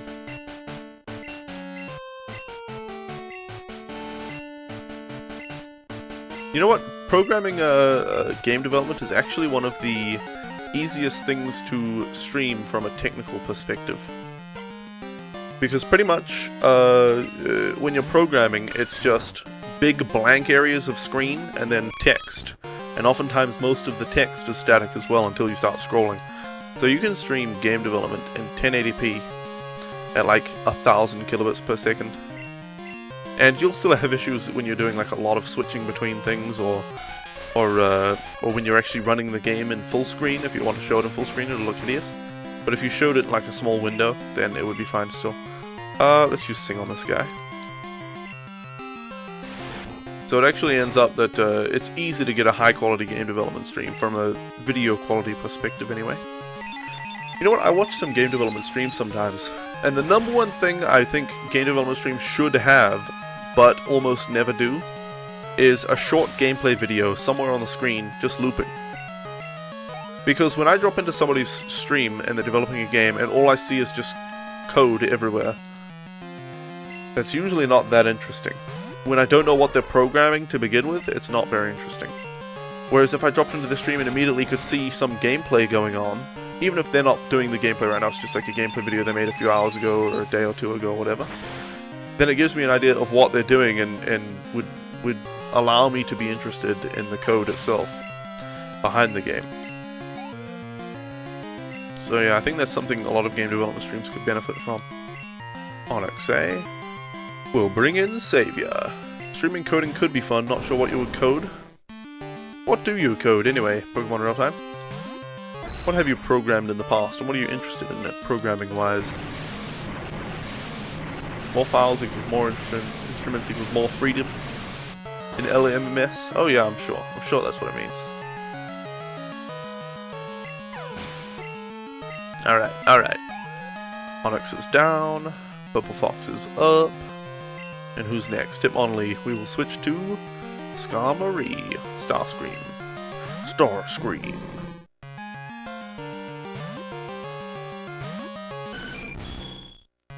Alright, let's hit this guy with Fly. You guess you need something visual and interesting as output or it's not very entertaining. Yeah, oh yeah. Streaming game development can be a very boring thing. Well, brilliant. We're hurting ourselves in confusion here. That's good. That's good. Now double kicks coming in. Okay, so that's fine. Will we make it through double confusion? Can we make it through? Okay, Hitmonlee hurt himself, but not for much. And Starscream got out of the confusion. Okay, good. So guys, if you're interested, would you please take a look at this tweet and let me know which background you prefer. I'm using a new background at the moment, this grey one with the Pokemon silhouettes. But if you go to that tweet, you'll see the old one and this new one, and a straw poll link that allows you to vote on which one you actually prefer. I'm interested in your opinions.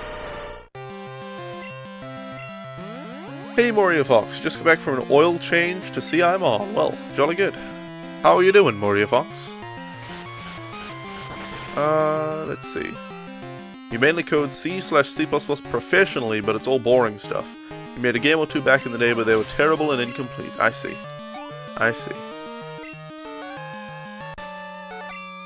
Well, yep, C and C++ programming can be horribly boring.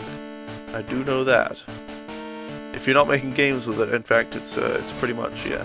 I don't know, to me, programming, if you're not making games or something game-related or weird in some way and unique, it's just boring. Like, if you're just making applications, blah. Not that I'm, trying to disrespect your profession, but I could not do that. Application programming or debugging and stuff like that.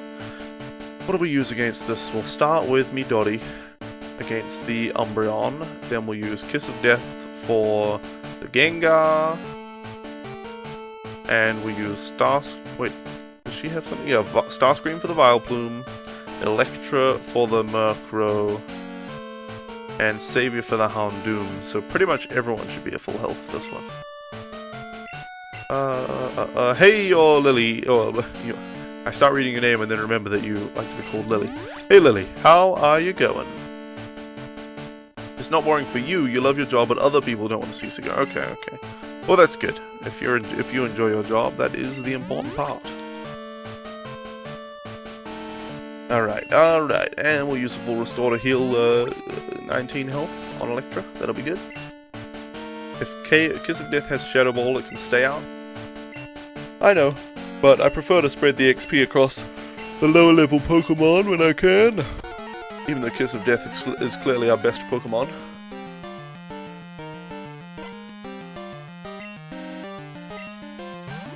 You started writing your own OS for a while? From the ground up or Linux based? Let's bring on Midori. That is one thing I don't think I will ever have a desire to do, is program my own operating system. I think it's taken me a long time, but I've finally learned, the idea that I should pick what I want to do and then pick the best tool for it. That's why I'm making my current game in Game Maker. Because, sure, I could program it in C++ and program loading in PNG files from the ground up and program displaying individual frames of sprites on the screen from the ground up and stuff like that, and program all of the physics from the ground up. I could do that. It would just hold back the actual game development for me. You're good, just got off work per the usual and nomming on tacos while I do my thing. Alright, well, enjoy your tacos. Kiss of Death needs all the XP? Oh, definitely, definitely. You start writing your own OS completely from scratch? Why? Well, if it was a fun, if it was a fun activity, that's all. That's all the reason there needs to be. But good gravy, that is not something I have any interest in doing. Careful, don't try installing it yourself without a maintenance person there to reboot you if it fails. Might get stuff deactivated forever if your hard drive makes a mistake. Yeah. Wiping your own operating system. Your brain's operating system. Alright, Vile Plume. We will bring out Starscream. Because it's like totally super fun. I see, I see.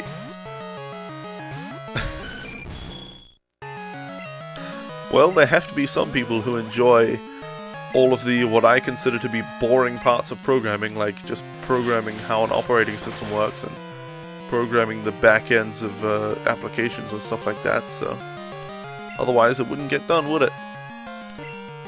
So, it's a good thing, I guess. I'm glad you enjoy it.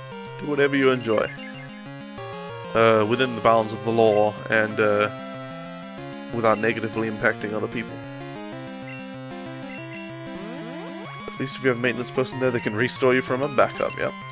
If you mess up your boot sector, you're screwed. Yeah, exactly. Exactly.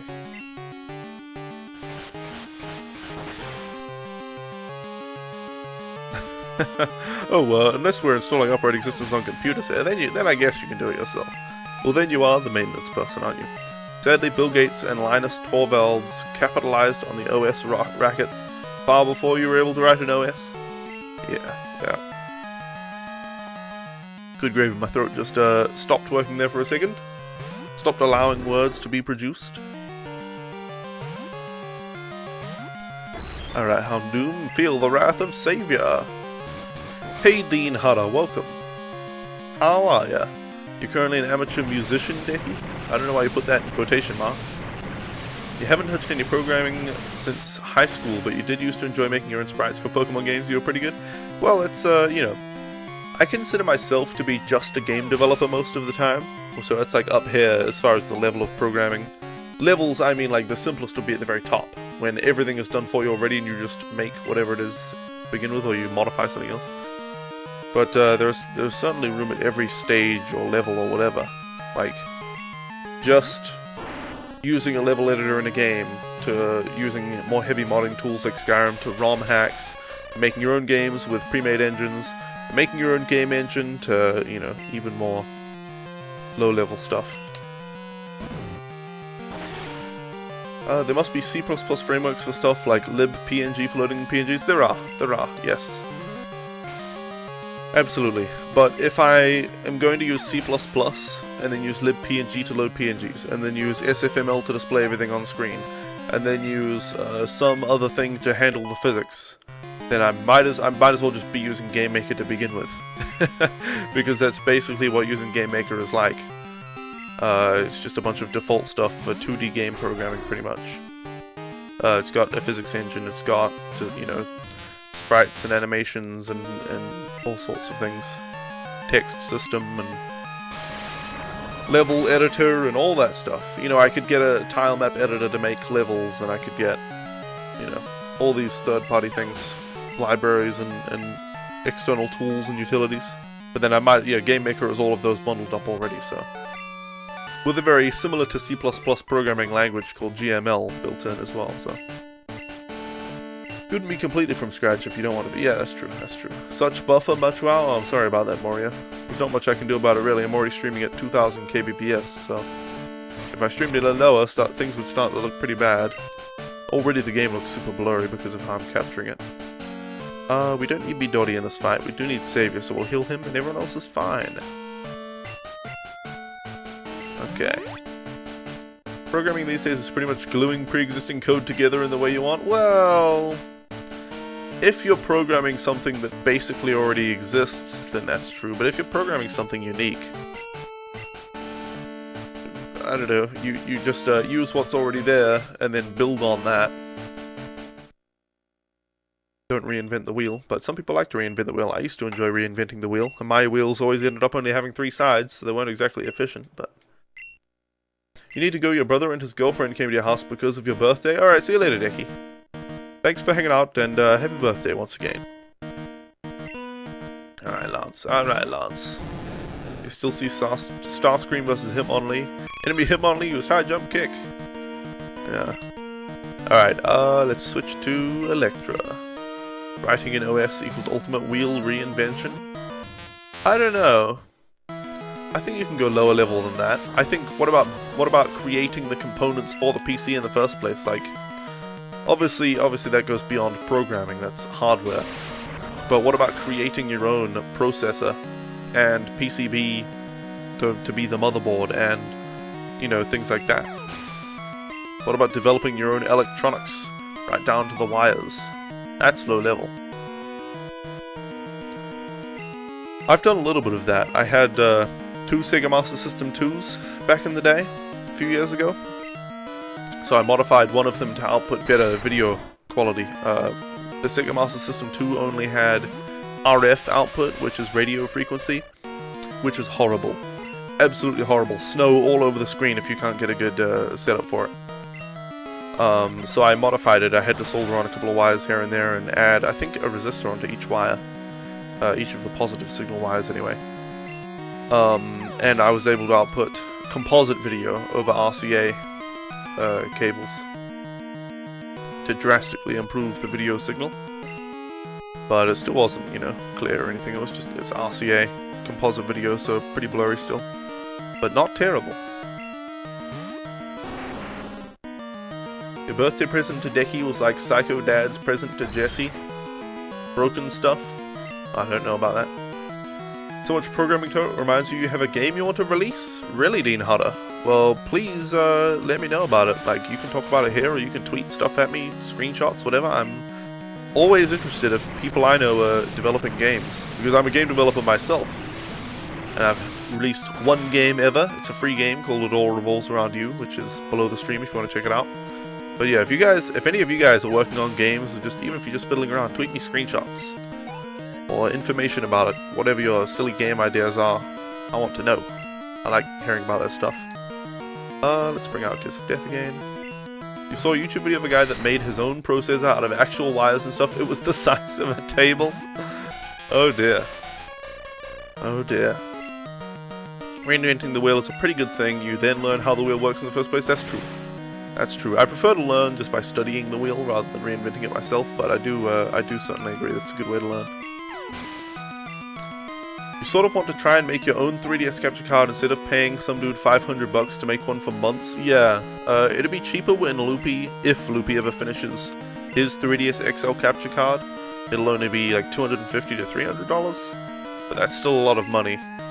And that's still sending it across America. He's within America. Still sending it across America to get installed and then send it back, so... There's something I've been interested in, but I'm just not very good at soldering. So I would accidentally solder points together all the time and stuff like that and just ruin my 3DS if I tried that. Basically. Oh, not release Realize. Oh, okay. So you have a game idea, but you haven't seen it realized yet. I get what you mean. I recently released my newest game, Fallout 4. I would be ashamed to put my name to Fallout 4. And I'll tell you why in a minute. I'm still catching up with chat. There's been a lot of chat recently, which I do enjoy. But it's taken me a minute to catch up with it while still playing the game. RPG Maker is just not enough for your game, so you're kinda at a loss here, Dean Hutter. I recommend you try Game Maker. Did it say Aerodactyl? Or something else? I'm gonna look at the instant replay. No Dragonite, okay, we'll see how it Kiss of Death. I have my stream up on my dashboard, so I can just get an instant replay. Or a 5-second replay, or 10-second replay, or whatever. Picture this, a motherboard the size of the table with a ton of good CPUs. Well, what would you do with it? What applications scale with so many CPUs? I don't know, server processing? Even then you might as well just have many motherboards and separate servers. Because I don't think a single application is likely to use that many processors. Unless it's something NASA is doing. There are so many streamers that want a card but can't afford it. It would be cool if everyone could build their own. Well, yeah, but I mean, technically speaking, anyone could build their own capture card. It's just very difficult and requires technical knowledge and expertise. Anyone could obtain that knowledge and expertise too, but it's just very difficult. So, and out of the field of most people's interest. You know, people want to play and stream Pokemon. They don't want to invent a capture card for their 3DS. You know, they just want the product. I mean, it's the same as, you know, why people just buy most things. They buy computers, they buy monitors, they buy keyboards and mice, and they buy microwaves and couches. They do absolutely everything themselves. The price is worth not investing all the time it requires to learn how to do it yourself, and then the materials and doing it yourself will probably be a lower quality than the professionally, you know, produced product, and you know. Would the table-sized motherboard be a bad idea? I don't see why it would be a good idea for most applications. Hype? Sure, sock. Normally when people say hype, there's something accompanying the hype. Am I gonna fight Red today? Let's see. Right now, we are evolving Eevee into Espeon. That will probably take, I don't know, another hour, maybe, of just facing the Elite Four, getting Eevee's happiness up. I'm not sure though, it might take less than that, it might take more than that. So we evolve Eevee to Espeon, then we'll be going back to Pokemon Gold. We'll be evolving Ledybur to Ledian. We'll also be evolving Bulbasaur to Ivysaur, Charmander to Charmeleon, and Squirtle to Wartortle. Resetting Pokemon Silver for Cyndaquil, and evolving that to Typhlosion. Trading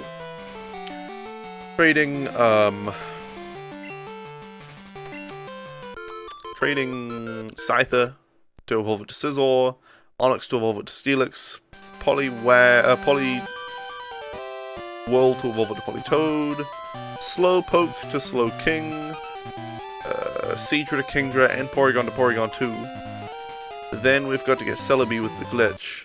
Before we face Celebi, I know it'll be before Celebi we'll face Red. I don't know where within all of those Pokemon acquisitions we will face Red. But it could be as soon as we go back to Gold. I don't know, I'm considering as soon as we go back to Gold, like we evolve Eevee to Espeon, and then we go back to Gold, and then we face Red. That could be the eventual decision. We've got to head out, or I see you later, Pokemon Real Time. Thanks for hanging out. And good luck with whatever you're doing, and enjoy it. Let's see. Let's save it. Well, this game's already saved right now, isn't it? So let's just go straight back in.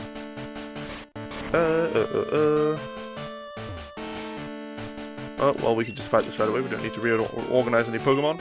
You actually need someone who's knowledgeable in game programming, because the ideal style for your game would be something like Zelda Twilight Princess, just darker in atmosphere towards the end. Zelda Twilight Princess? Twilight Princess. What type of game was that? Twilight Princess. Is that a 3D game or a 2D game? Looks 3D. Okay. Well, you'll have trouble right there. If you're trying to get someone else to make your game, and it's a 3D game, you're already in trouble. Obviously, 3D games are harder to make than 2D games. Purely based on that, you'll have a harder time just finding someone to collaborate with. But if you want to try to make some kind of prototype of your idea yourself, I would recommend Unity or the Unreal Engine 4. Two really good 3D game engines that are free to use. You're probably going to be the dumbass who unleashes the rogue AI that destroys humanity, and it wouldn't even be on purpose. I doubt it, but maybe. Good luck with that. Hey Wong, welcome. How am I? I am pretty good, thank you. How are you, my good sir? Against Jinx, we will use Jinx. Your idea for the AI program you have in your head actually scares you? Well, don't do it then. Alright, Jinx, alright. Let's send in a Shadow Ball. You have no idea of programming out of RPG Maker? Well, that's why you learn. You doing well? Thanks for asking well. You're welcome. Thanks for thanking me for asking. Alright, Slowbro, we will send in Electra.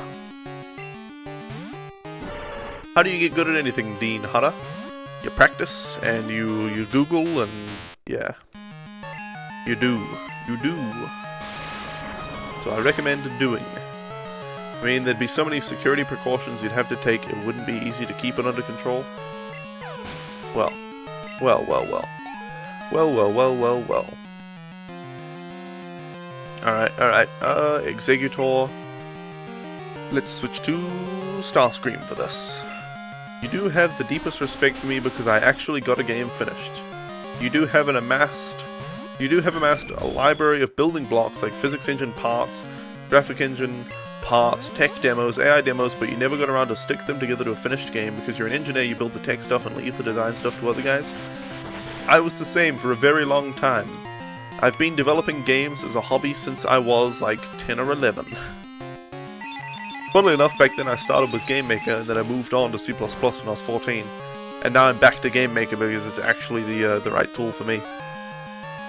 But yeah, the entire time I pretty much didn't finish any games. I did finish one game called Math Genius, but it was just a quiz game that I made for my math class to play. And it was funny at the end, whenever you win, like all 20 questions correct, and it was 20 random questions each time. If you got all 20 questions correct, it would say, "Congratulations, you're a math genius!" I do remember that one. But I pretty much didn't finish any games the whole time I was programming, like, for 10 years. So between the age 10 to 20, when I was doing game development, I didn't finish a game. But I finally, the very core design idea of It All Revolves Around You was, I want to design a game I can actually finish. I want to have a game finished, so that I can say I am a game developer and here is my game. It doesn't have to be a good game, and it will be free, but I want to finish a game. That was my goal. So yeah, I designed a game with a very small scope, very simple gameplay, like a single gameplay element basically. Or you could say there are 3 gameplay elements, kinda, sorta, technically maybe. But yeah, basically there's one gameplay design and that's it. And then a kind of cute story that goes along with it, but yeah. Yeah, let's see, the most complicated things I made that never ended up being actual games would be, I made a semi-decent beginning, like starting of a snowboarding physics engine. And I had the terrain and I had the snowboard going around and it would change its angle based on the thing and it would slide around and stuff. That was alright. I also made a racing car engine. I began making a racing car engine, like a kart racing game engine. I had a third-person game, which, again, it was just like starting the engine.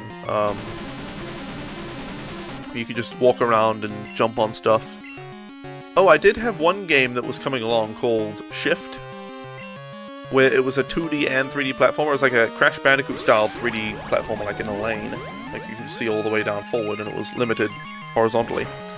But to get through a lot of the obstacles, you had to switch into 2D mode and do it from the side, and then you had to like jump and then in midair switch to 2D so you could land on something and stuff like that. That was cool. But that still didn't get much past an engine demo. I had a first-person space flight system going, but you know, again, it wasn't very complicated. It was just the movement going around in an empty world. Yeah, I don't know. I've done lots of just little things like that. But obviously the scope of all of those ideas have huge scopes. Like the game itself would take years to make if I actually made it from start to finish, so the game I actually ended up finishing was It All Revolves Around You, and that's like the simplest game ever. Is it next month when Yellow, Red, Blue come out? I have no idea. I'm not really paying attention to that. It's cool, but I'm just not going to buy them, so. You sometimes wonder if it's just better left as a concept of imagination, conceived as an idea meant to benefit mankind simply because of the risks. Okay, yeah, yeah, this whole AI thing. You're a weirdie. Moria, you're a weirdie. What are you, some kind of weirdie? Alright, let's bring in Starscream for this. Remember when you were a kid, you did also grind the Elite Four on Pokemon Gold like I'm doing on Silver? Yeah, yes. It is the best spot for grinding. And it's the best spot for grinding happiness, which is actually what I'm doing. I'm not specifically trying to level up these Pokemon. I'm just trying to increase Eevee's happiness. And the best way to do that is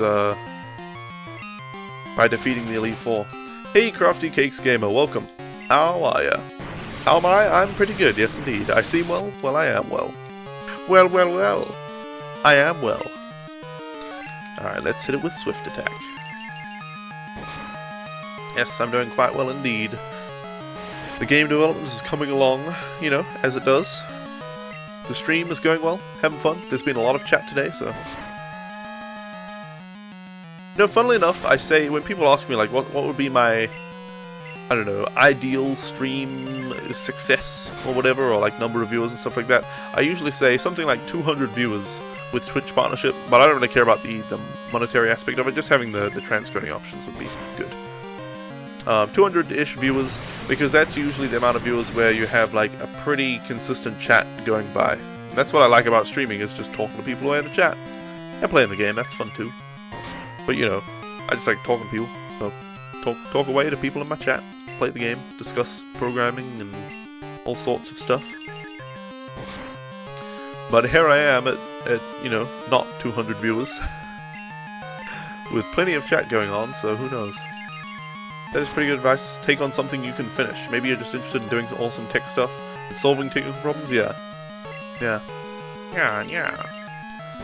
Right, Dean Haller, and also it's better to do that before challenging the gyms in the Kanto region. Grinding against the Elite Four? I don't know.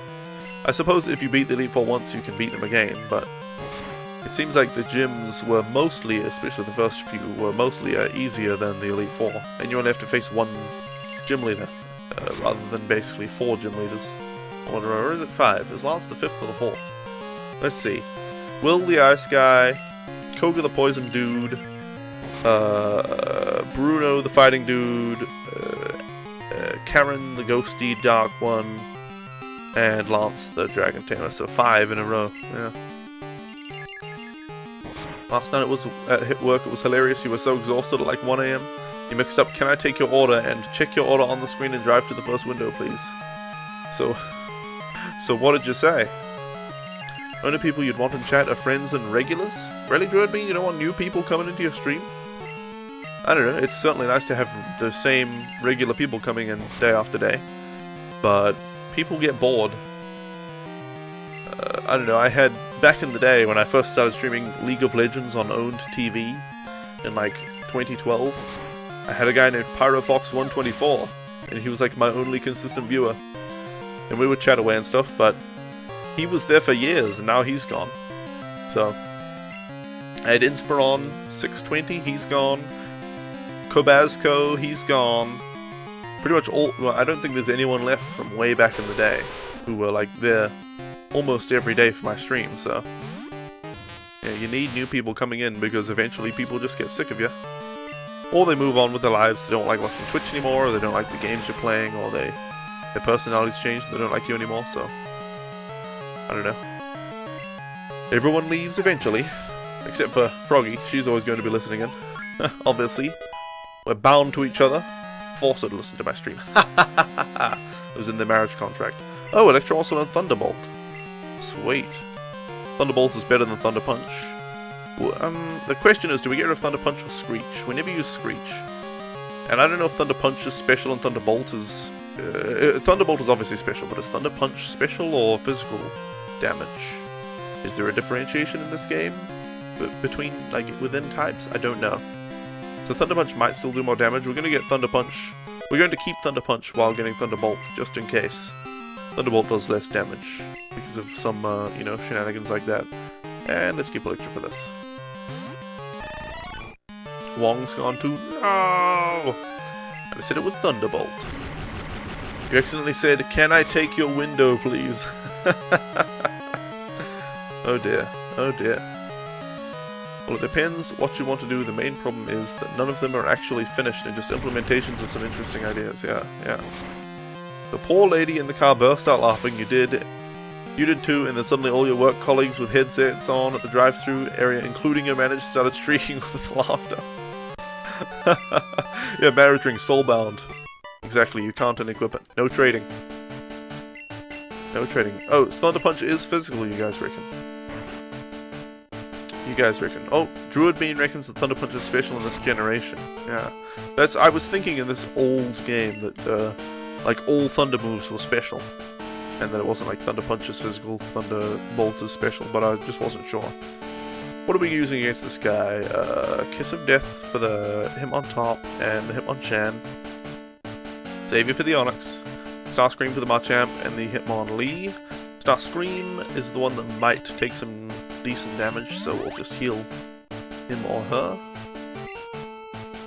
Ultima, as in my case, you mostly stream now when I'm at work, and I'm not that interested in Pokemon. Sorry, no worries, Sir Hust of Duh. But like I said, you know, for whatever reasons, yeah, getting a job is a big one, because a lot of people who watch Twitch are quite young. Pyrofox, when he first started watching, was like 14 or something, and the same with Inspiron 620. Both of those guys were quite young when they started watching me. Obviously, you change a lot in your teenage years, and you know, they come to an age where they get jobs and just don't want to watch the stream anymore. They move on to other stuff, or don't watch streams in general, don't game anymore, or just don't have time. So yeah.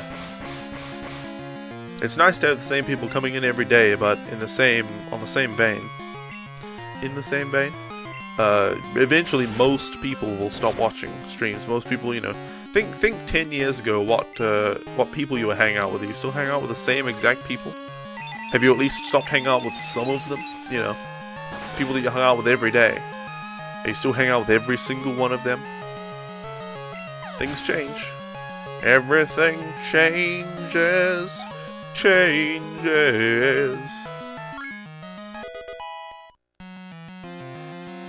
Sometimes a streamer you watch just starts singing occasionally and it gets really annoying and you stop watching them forever because of that. There you go. Alright, we'll use Psychic on this guy. That's why you wanted to teach Ice Punch to Electra and Kiss of Death? I see. How can one not be interested in Pokemon, right? I mean, it doesn't make sense to me, but I guess if you guys say that you don't like Pokemon, then I'll have to trust you. Take your word for it. Trust that you're well, what do you call it? What is it called when you understand yourself? I don't know. Self-reflection? I don't know. Something like that.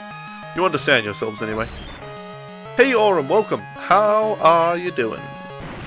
Let's see, man, I'm having trouble keeping up with chat, which I like. I like when the chat's this fast. You don't even remember what friends you had when you were 6 years old? The singing is good? I'm sure some people disagree. 10 years ago, you were a semi-pro athlete and starting a still successful gym. Damn. I had no idea. A semi-pro athlete? Athlete at what, like a particular sport, or just as a general, like, fitness guy? What were you doing? You can't even remember what you had for breakfast 10 years ago? Well, I think remembering which friends you hung out with on a daily basis would be easier than remembering what you had for breakfast 10 years ago. But I don't know. Then it got more embarrassing since the customer had to park up, so you had to go out to a car window with the food. Oh, I don't think that'd be embarrassing, but I'm a very self-deprecating guy, or at least I was in school and high school. Pokemon is a really famous game series? Yes, indeed. Self-awareness! Yes, thank you, Wong. Self-awareness. Pokemon has been the only constant in your life. You'll probably still be playing it 10 years from now. Oh, I plan on playing Pokemon games for a very long time. Even if they stop making Pokemon games or started making really bad ones, I don't know, 20, 30 years from now, I'd still come back to playing Pokemon just for the reminiscence, you know? The old Pokemon games. Even if the new ones end up being garbage, which so far, I think every main series Pokemon game has been excellent, so far they're doing an awesome job. But if one day Pokemon games suck, I'll still play the old ones. 10 years ago you were 13 and you had your first contact with Japanese rock. Nice. I actually like some Japanese alternative metal. A particular band called Maximamuza Horumon, or in English, Maximum the Hormone. Some of their songs are I don't know. I don't like... Oh, here we go!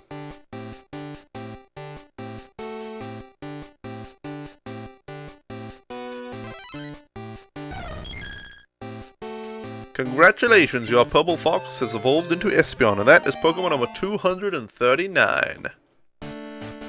Alright. Parkour? You were sponsored by New Balance as a parkour athlete? Holy shit, Aurum.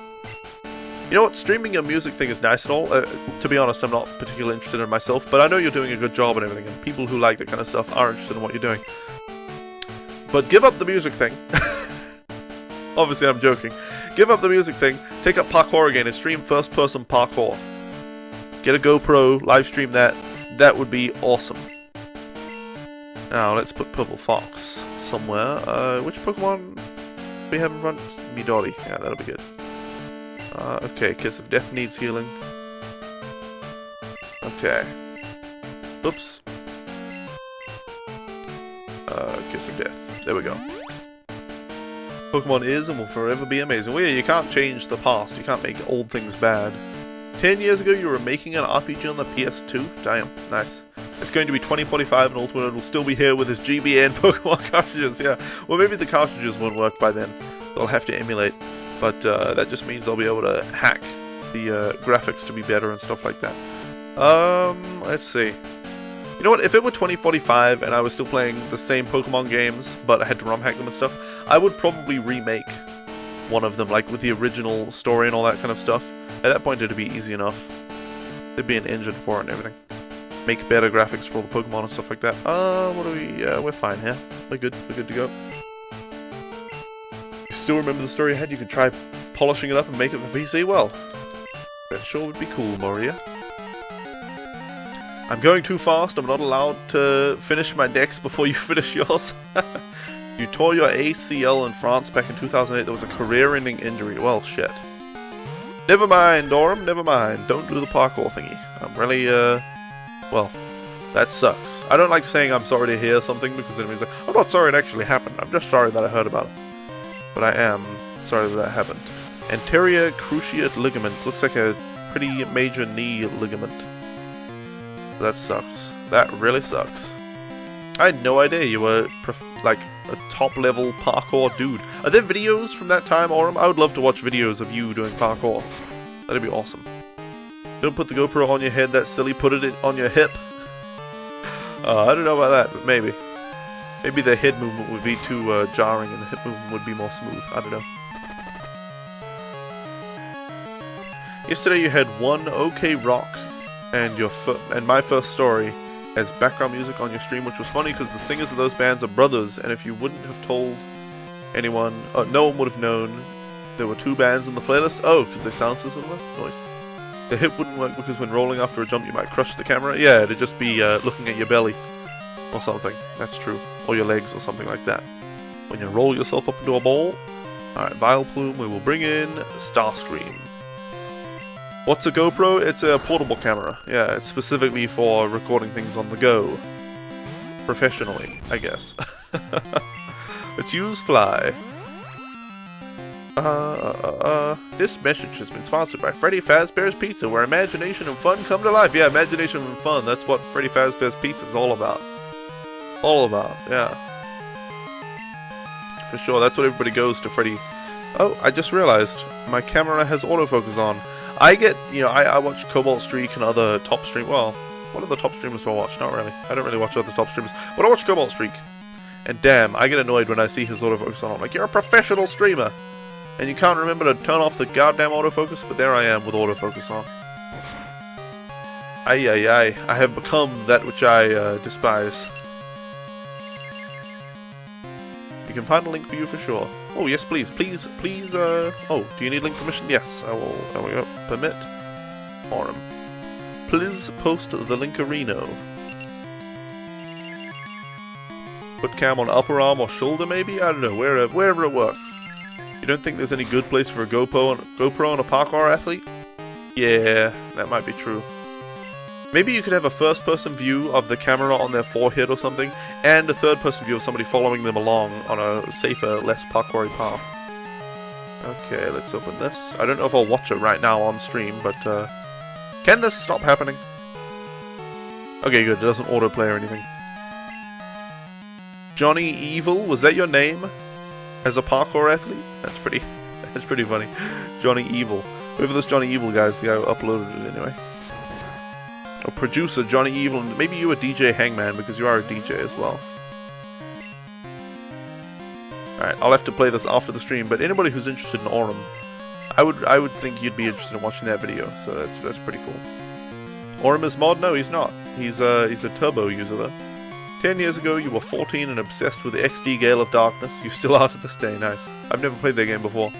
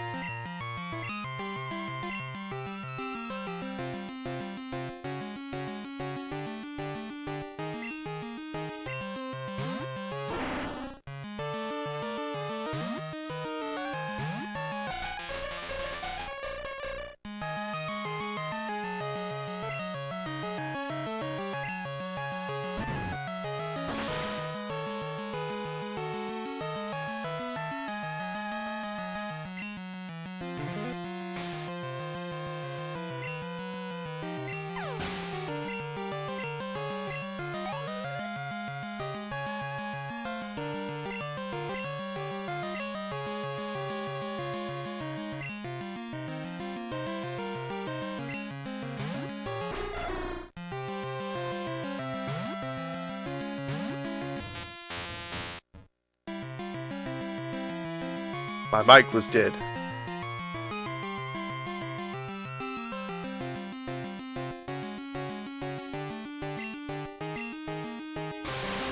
I was talking constantly there. I don't know how long my mic was muted, but gosh, I'm the worst streamer. I'm the worst streamer. Report me for being a bad streamer. Can't believe I just did that.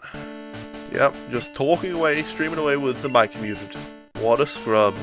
I think I muted it to have a cough because my throat was bothering me a bit. And I just forgot to unmute it because I suck.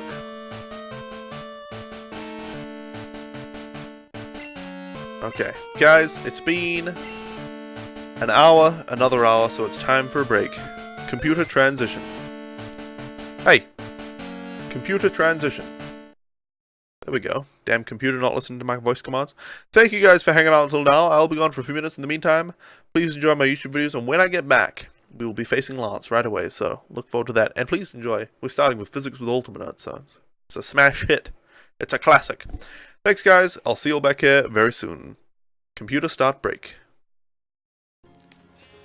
Where am I from? I am from New Zealand. Little old country down on the bottom of the earth. We have to have everything tied down here, or we call it tied up, because since the Earth is a sphere and gravity pulls down, I'll do a diagram for you guys. Let me dig in. Let me make myself safe. And I'll explain this to you guys, because I know a lot of people in the northern hemisphere don't really understand, you know, our sort of special requirements. Let me open up Paint and I'll show you guys. So the Earth is a sphere. Let's see here. This is a little science lesson for you guys. The Earth is a sphere. And you have the North Pole, it's all cold, and the South Pole. And you have, you know, America and Canada and stuff, which are kind of like that. So they're kind of on the top. So you're fine up there. And you have, like, Europe. Is Europe over here? It's kind of a massive place. And then, you know, there's other places over here. I don't know how the Earth looks. Whatever. But New Zealand is way down here, with this tiny little island down here. Well, 2 islands. And then there's like Australia is there. So this is New Zealand right here. Since we're on the bottom of the Earth, you know, gravity is pulling down, we would just fall off the Earth. We would literally just fall off the earth if we didn't. So we tie everything down. And we have, like, rooms built. Like, I'm in my bedroom and it looks all normal. But this whole room is upside down and the roof is, like, tied to the ground. So the roof is, it's like a normal room. Like, I've got everything on the ground, or the floor. But the floor is, so it's like, you know, a stick, a rope. And then the house is hanging like this. All our houses hang from the earth like that. So, you know, inside everything is normal. So I'll use a little thing. Inside you just have, you know, tables and stuff on the ground because gravity's pulling that way. But we have to tie them by the roof to the earth to stay on. Otherwise it'll fall off. So, you know, we've just got to deal with some things here in New Zealand. Anyway, let's get back into the game here. Ash Ketchum is a boy of 10 years old, and in the world of Pokemon, that means it's time for him to get a Pokemon from Professor Oak and head off on his own Pokemon adventure. Ash has chosen Charmander, a difficult Pokemon to raise. His childhood rival Gary chose Squirtle, and they've already had their first battle, in which Ash was victorious. Ash has already captured many new Pokemon, and now he's ready to face the first gym leader, Brock of Pewter City. You don't stand a chance against me. I'm gonna get my first gym badge. What? It's a Geodude. Come on out, Ace! Ace, hit him with your sand attack. Great work, Ace. His accuracy has been decreased. Hit him with another sand attack. Come on, Ace, another sand attack. Yes, he's starting to miss. Hit him with a final sand attack. Yeah, he can't hit us anymore. Now we'll switch in Cannabissel. Come on, Cannabissel, it's your turn. Oh no, he hit you with a tackle. Come on, use your poison sting. It missed. Oh no, we missed again. Oh no, Cannabissel. You'll pay for this, Brock. Come on out, Jay! You can do it, Jay! Great work! A critical hit! He really felt that one. Alright, another tackle attack! His defense is up, but we can do it! Hit him with another tackle attack! And another tackle attack! Another tackle... tackle attack! We'll get him eventually. Alright, Jay, finish him off with tackle! Great work! We did it! With the power of friendship! Alright, and Onyx, we can do it! Go, Ace! Come on, Ace, use sand attack! Great work, Ace, you got him with the sand attack! Here, have a potion so you can last longer in the battle! Now, hit him with another sand attack! Nice work! One more should do the trick! Go, sand attack! Alright, time to use Gust! Great work, Ace! Hit him again! Come on, Ace! Another Gust! You're really getting him there, Ace. Hit him with another Gust attack. And another Gust attack. And another Gust attack. We're getting him. One of these days, he's gonna go down. Alright, Ace, you're exhausted. It's Tommy's turn. Alright, let's use Tail Whip to lower his defenses. Use it again, Tommy. Alright, hit him with Quick Attack. Nice work, Tommy. That was at least 3 times as much damage as last time. Again, Quick Attack. Come on, Tommy, we're almost there. Another Quick Attack. Yeah, we did it! We did it, team! With the power of friendship and teamwork, we overcame the gym leader, Brock! Huh, you never stood a chance, Brock. We did it with the power of friendship and teamwork. Welcome back, guys. To the stream, the break is over, and it's time to continue the game. Computer transition to main. I would say I hope you all enjoyed the YouTube videos in my absence, but I can see that you did. I also saw that Froggy was able to visit you all in the chat. Oh, so it's a good day. This is a good stream. I'm really having a good time. Anyway, guys, welcome back from the break. I know you all enjoyed the YouTube videos and Froggy's visit there. She's listening into the stream the whole time, but She doesn't get to chat all the time because she is at work. You know, she has to do work things and earn money and stuff. So it's nice when she does get to stop in and say hi to you guys. Anyway, it's time to continue playing Pokemon Silver as part of Pokemon Marathon Classic, where we're catching all 251 Pokemon in Red, Blue, Gold, and Silver. We're facing Lance. We just evolved Eevee into Espeon very recently, so I should actually cross that off the list I have up here. I have a list on my whiteboard. There you go. Rub that out. We've just evolved Eevee into Espeon, so this is the last Elite Four run that we'll do in Pokemon Silver. We still have to evolve a few Pokemon, which means a few Elite Four runs, but it really will not be a big deal. Not too many runs left. I have juice now, guys. Fruit punch flavored juice specifically, and it says fruit in the title. So it must be healthy. Let's see. Let's bring out Kiss of Death. And another one bites the gust. Nice stuff done. Call me OP, I agree. You're wondering what is the purpose of the 3 Pokemon I have displayed on my transition screen? Is there any purpose?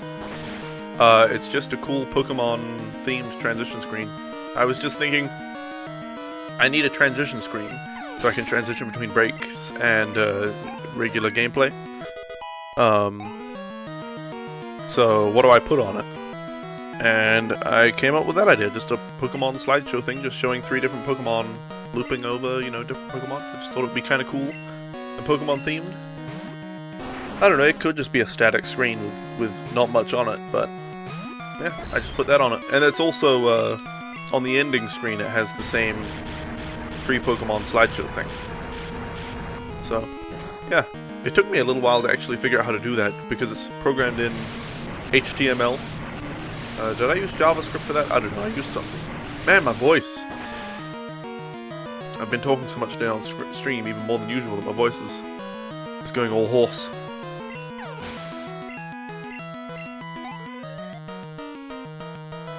I swear, guys, I've been through puberty already. My voice is not breaking. But damn, just, yeah, streaming takes a toll on my throat. This is why I need a sponsorship from Great Value, so that they can give me, tons of not soy milk, almond milk. I'll just drink almond milk on stream, you know, make sure the logo shows whenever I drink it, and then that'll soothe my throat enough to not have a freaking hoarse voice the whole time I stream.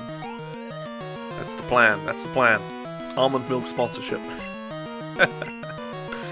Alright, we'll switch back to Savior for the Aerodactyl. Oh, goodness gracious, look at that. Barely pushing my voice out. Alright. Puberty level 2, yeah. Right? Puberty round 2. At the age of 21, nearly 22. Second puberty. Nobody saw this one coming. I've unlocked the next stage of human evolution. Alright, that should be Aerodactyl cooked. Yep, there you go. There you go. Who's up last? Is it the final Dragonite? Or does he have something else? Has he sent out Charizard yet? I'm pretty sure we faced Charizard already. So it must be the level 50 Dragonite. Yes, it is. Alright, let's send in Kiss of Death. Wait, what? You didn't think you would be older than a streamer for once? Well, there you go. There you go. Yep, I'm only 21 years old. Just a young man. With puberty level 2 you get a beard, or so you heard, no offense. Oh, so who stuff duh. I'm sure I could grow a beard if I actually wanted one at this point. Maybe a year and a half ago I couldn't, but yeah. I can grow a beard, I just don't want a beard. Prickly things they are. Moustache I would consider.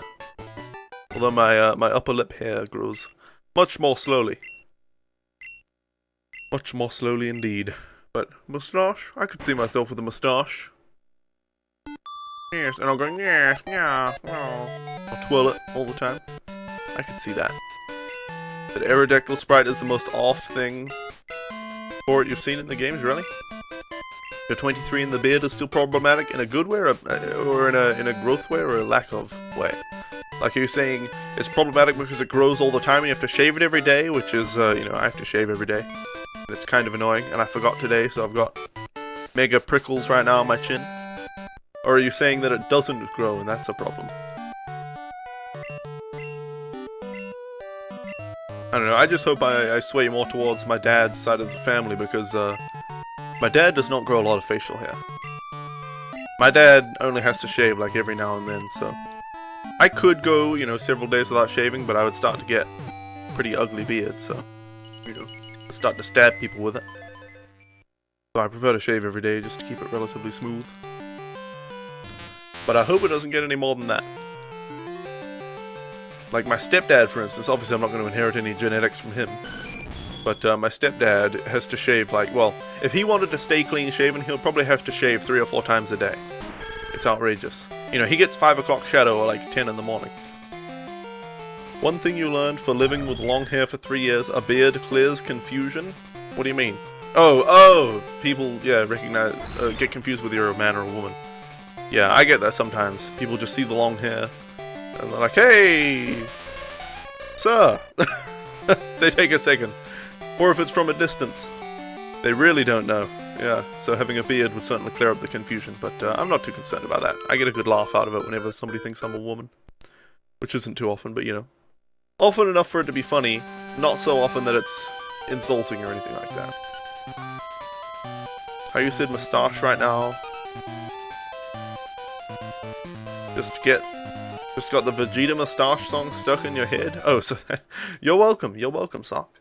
I don't know the Vegeta Mustache song, but now you've piqued my interest. When you were a kid and saw Mary running back and forth in a frenzy, it gave you a chuckle? Oh, yeah. At the age of 24, it does the same as before. Jolly good. Alright, let's go, I don't know, I like Goldenrod City, so we'll go there. My hat would do the trick too? Maybe. I don't know, women can wear top hats too. Although it's not very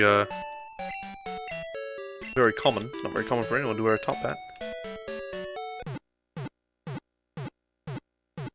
Alright. We need to do some trading now. I need to boot up Pokemon Gold. And trade over some Pokemans. Okay, the old Game Boy Link cable. Let's see here.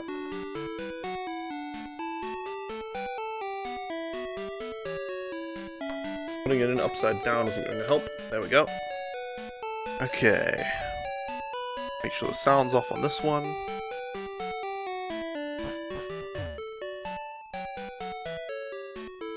Okay, we want to trade with this one, but we need to... What do we need to do? We need to... Do we need to trade over Skarmory? I think we've already traded over Skarmory before, but who knows? That's Froggy Bot, Dean Hunter. I hope everybody recognizes the difference. Froggy B07 is Froggy Bot, which is a bot that I programmed. Froggy 717 is my wife, and a real-life person. Just make sure everybody recognizes the difference there. We need to trade over Espeon. I don't think... Have we traded over Meganium yet? Maybe I should check the Pokedex on Pokemon Gold. We have traded over Meganium. We need to trade over Ledybur and Espeon. We've already had an Omastar. You whisper me a link to it? Okay, Sock. Let's see, we've already had a Jinx. Okay, YouTube link. Actually, Sock, could you please, tweet that at me? I don't want to open up extra, like, tons of tabs while I'm streaming, because it consumes PC resources. I don't want to watch it until after my stream, so. Yeah. I'm checking if we have Skarmory in the Pokemon Gold Pokedex already. I'll give you guys a view of what I'm doing. There we go. Espeon missing. We need Espeon.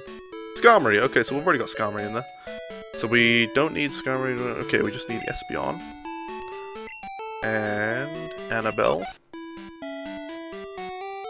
Yeah, she is not a bot. There you go. Both Froggies are bots? No! Froggy bot is your husbando. Oh, Lily. Just the kind of thing a bot would say to try to avoid detection, is saying that it's not a bot. Yeah. On another note, does envy/jealousy usage fall under grammar errors? Ah, that's a good point. I don't think it's very common to mix up envy and jealousy because people just don't use those words very often in the first place. But that is a grammar error that I recognize now that you mention it. Have we had Donphan yet? I think we've traded over that before. Okay. And Delabird. We've already had Delabird, haven't we? Yes, we have.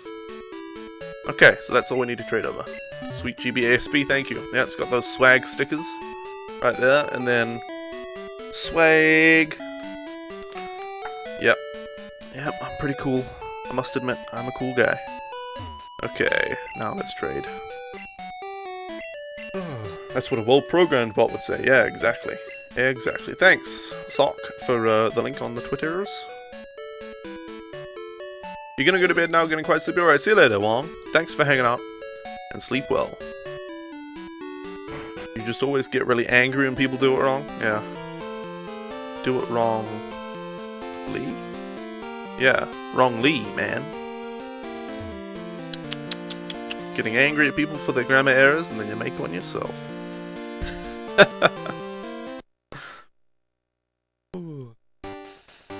Alright, we need to trade over Espeon. Yes. It doesn't matter what we trade over, but I guess I'll just trade over the Sentret.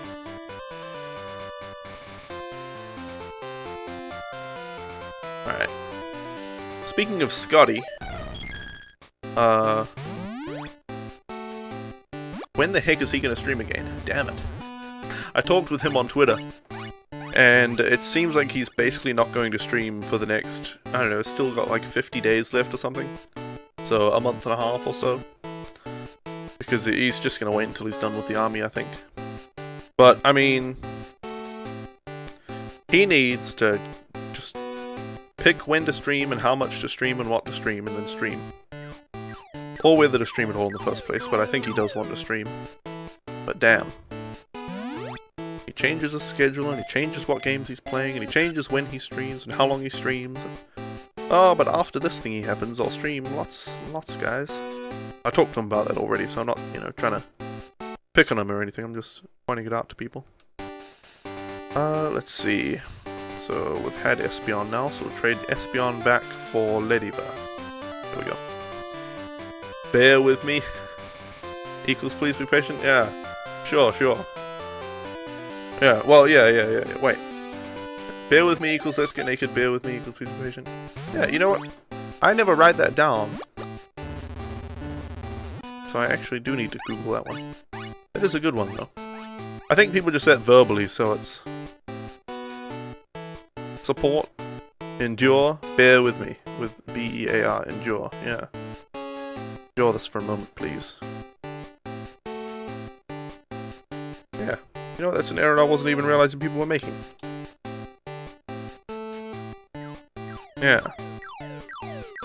To bear is to tolerate, right, yeah. Bear a burden, yeah. And bear with me, B-A-R-E means, like, let's get naked. Yeah. Good one. I hadn't even thought about that. Common, well, fairly common grammar error. The thing is, it's not written down very often. So it's, Okay, we need Ladybird to stay here, so I guess we'll trade over Meowth. Or Ekans. Ekans is lamer than Meowth. And we need Vulpix. Yes. Okay, excuse you, but as far as I remember in school, the verbs do and be do not change an adjective to an adverb. They don't change an adjective to an adverb, but you're still, I don't know, you're still applying a word to a verb, so you should use an adverb. Do wrongly. You can, if you do wrong, then it's like, doing something evil. It's like if you're doing good, you could say doing good, but that usually means you're doing something that is positive, like, a superhero. But if you're doing well, it means you're, how are you doing? I'm doing well. Means that you're getting along alright. Whereas doing good means that you're doing charitable work or something. So doing wrong would mean that they're doing something evil. Or negative, when they're really just, using incorrect grammar. So they're doing it wrongly. Doing it incorrectly. Wrongly. It's yeah, you could say, Do they do it incorrect, or do they do it incorrectly? They do it incorrectly. That's an easier way to think of it. Just use a different word, see if it still works. I think we're done with trading, right? I think so. Let's cancel out of this. And we'll walk down here. Okay. And I think for now we're done with Pokemon Silver. So we'll save this game. I think it already auto-saves, but, you know, I just like to double save just to be sure. What about doing awesome, awesomely? Unless, I don't know, if you're doing awesome, you'd have to say something awesome. You can't do awesome. You have to do something awesome. Like, you know, an awesome show or an awesome play. It's weird. Whenever I turn this off with a trade link cable plugged in, the screen stays on with an after image and stuff. Anyway, it's time to duel. You're doing it incorrect, Lee. Talking to Lee, yeah. You're always doing good because simply existing is your charitable work for the world. Nice. Nice.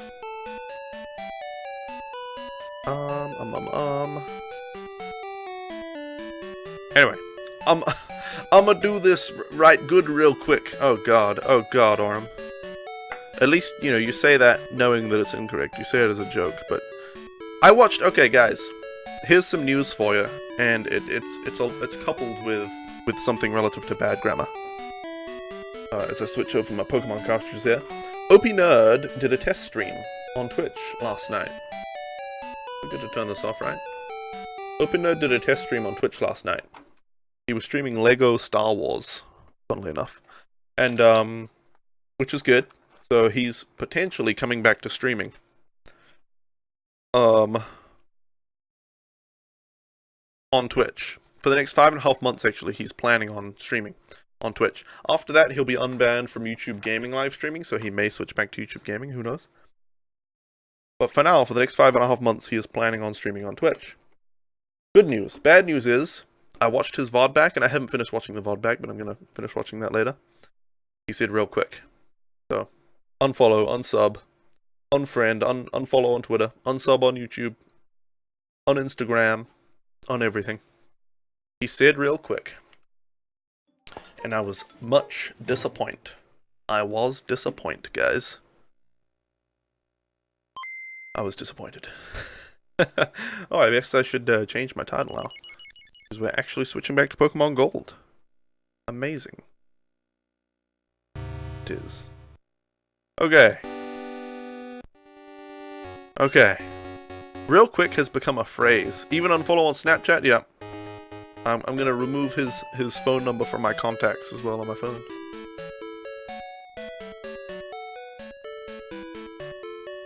Bad grammar equals instant unfollow. Yep. Yep. Okay, let's see.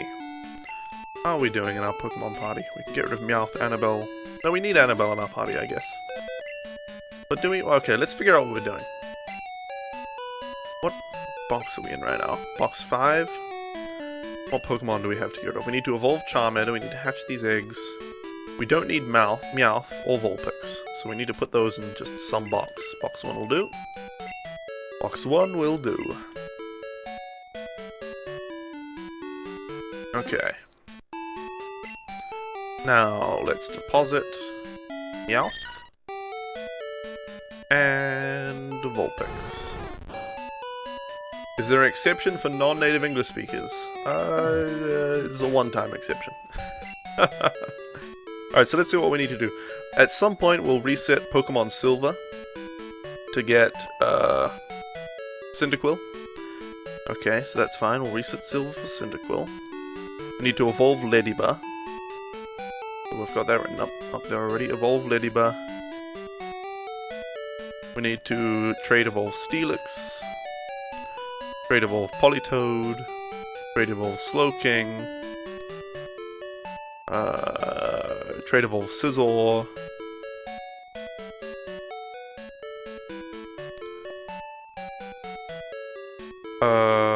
Gosh, we have a lot of Pokemon. Trade evolve Kingdra. Trade evolve Porygon 2. We need to evolve Bulbasaur and Ivysaur. Or we need to hatch Bulbasaur and then evolve it to Ivysaur. We need to evolve to Charmeleon. And we need to hatch Squirtle and evolve to Wartortle. I imagine those are the 2 eggs we have in our party right now. A Squirtle and a Bulbasaur. And then we need to catch Celebi. So that's it. That's it. You're right. There is sense in your words. Oh god. Oh god. You think you're bleeding now? Yeah.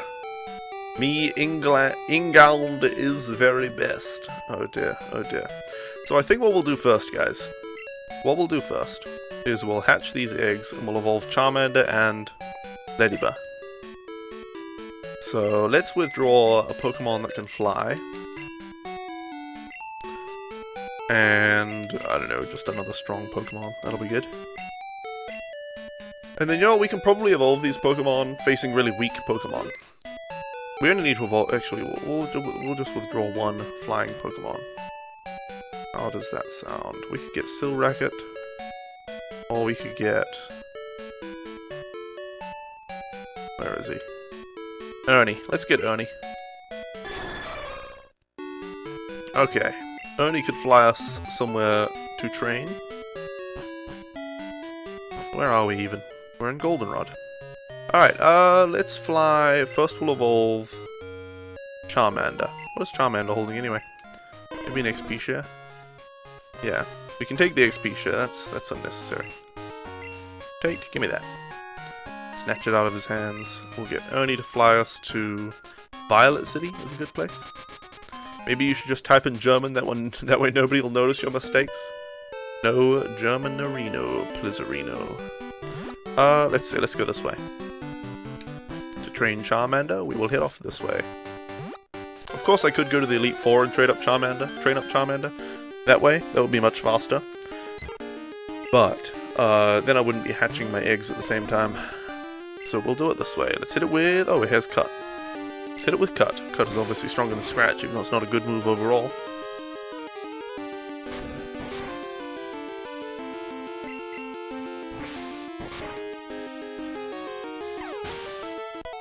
Sense plus sense equals sense. Oh dear. Oh dear. Okay. Charmander's already nearly level 6, so things are going well. We'll learn Ember when? Level 8 or something? I don't even know. I don't know.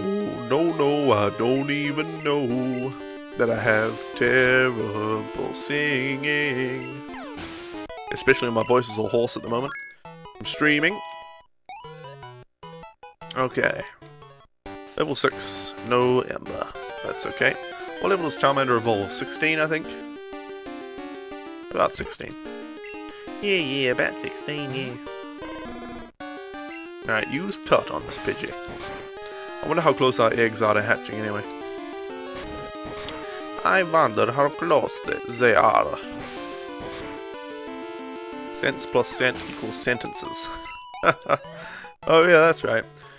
You would make a joke along that line. If there were any more Germans here, this would turn into a Reich.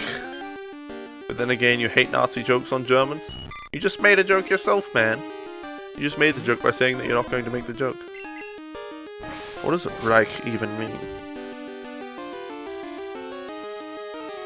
I know that, well, from the epic rap battle between Hitler and someone else. I don't even remember whom he battled against. But he was the commander of the Third Reich. It literally means realm. Reich just means realm.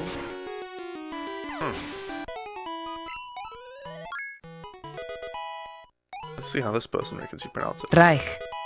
Oh, there you go. Reich. Reich. Alright. You reckon Germans make Nazi jokes yourselves? Oh, I remember back in high school making a terrible Nazi joke. It was like me and... two of my friends and I made a really bad Nazi joke. Well, I don't know. We didn't think it was bad. I know it's bad now. Hey, XBL Chrono Lemon, welcome. How are ya? Nowadays, I think back, I'm like, wow, that was one of the big facepalm moments from my teenage years. But the German guy we made it to thought it was pretty funny. Our calculus teacher, whose class we made the joke in, did not find it so amusing. Oh, we learned Ember. Good. Let's put that up the top. Use Ember. Hey, Airball. Welcome. Is there no XP share in this game? If there is, then you can go to the Elite Four and use that. Oh, I know. There is an XP share in this game. However, I'm also trying to hatch eggs, and fighting the Elite Four does not involve a lot of footwork. So. Seeing Charmander in your gold pains me ever so slightly. When I was 10, I was gifted gold for Christmas. I sent so many letters to my in-game mom to give me a Charmander. I was confused why the starters weren't the counter ones. Oh, you sent letters to your in-game mom to try to get her to give you a Charmander? I didn't even know that was a thing, that you could send letters to your mom. I knew you could send letters, but I thought there were only like 2 other players or something. Alright, let's heal before we move on.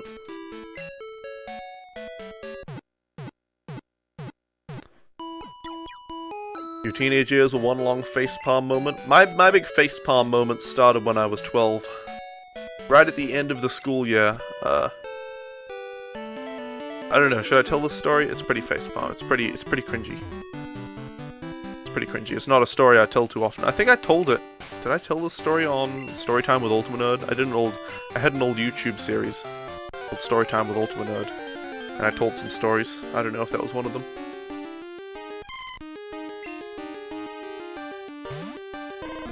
But okay, I'll tell you guys. Back in my last year of primary school, which some of you might have called intermediate school, it might be a different school for a lot of you, but just before high school, I was 12 years old. Some of my peers were 13 years old, but 12 or 13 years old, I was 12, and we had the what we called the year 8 dinner, because we were in year 8. It's like a grade, you know.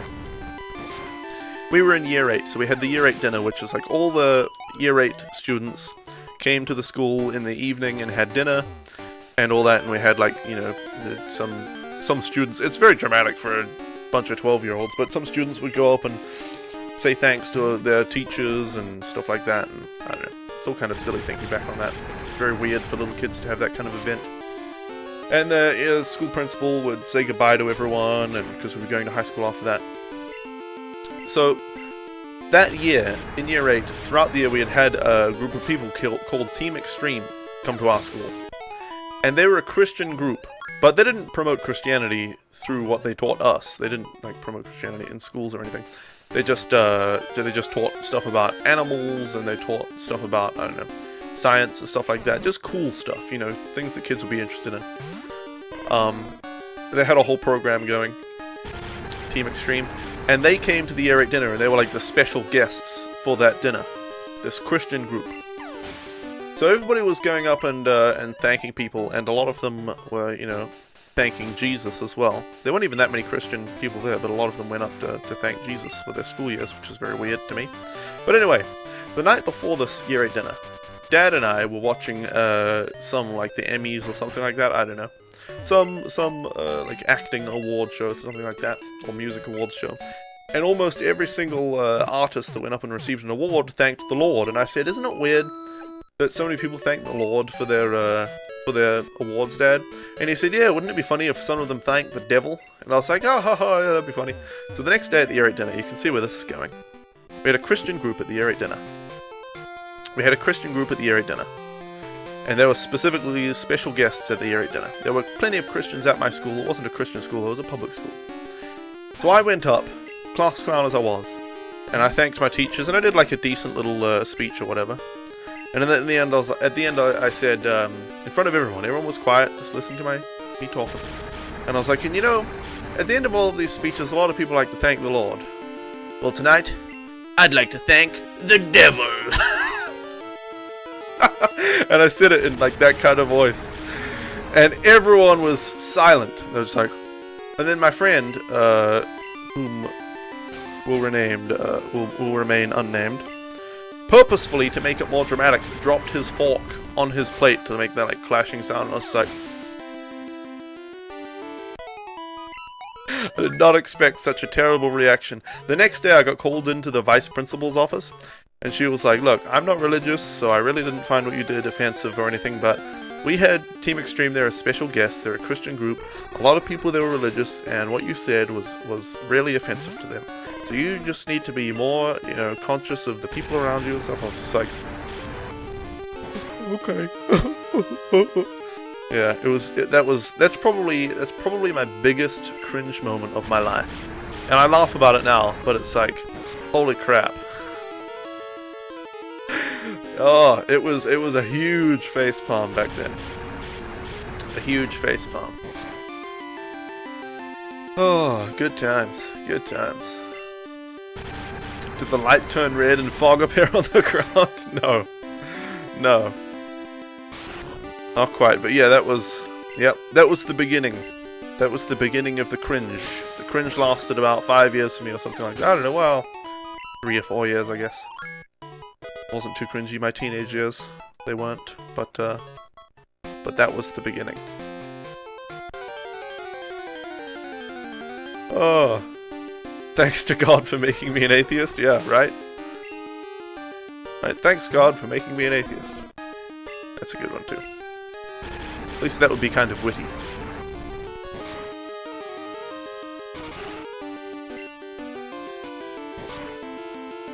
You can't think of any, but you're sure there are some? What, plays on words in German? Who knows? Who knows? Alright, Charmander, snap out of it. Wake up, you devil. Oh, let's just use cut if we do wake up.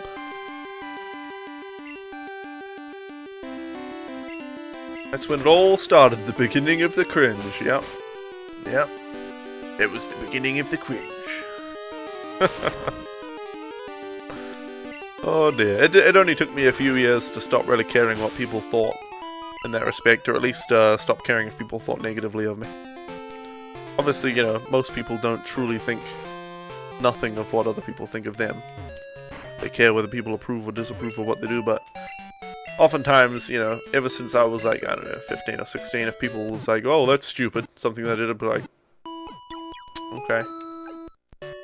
What I want to do, so it doesn't really matter to you. Yeah, much less serious when people thought I did something stupid.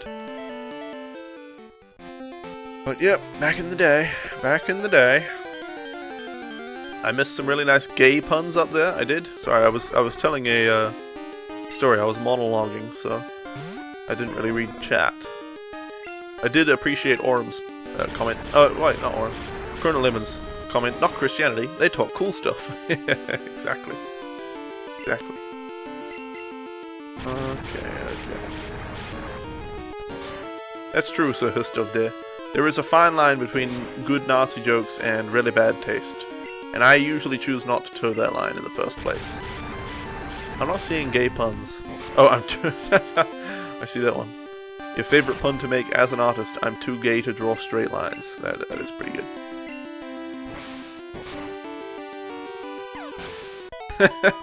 Your pants look gay. I wonder why. They came straight out of the closet. That's good. Hey, Geotinis, welcome. How are you doing?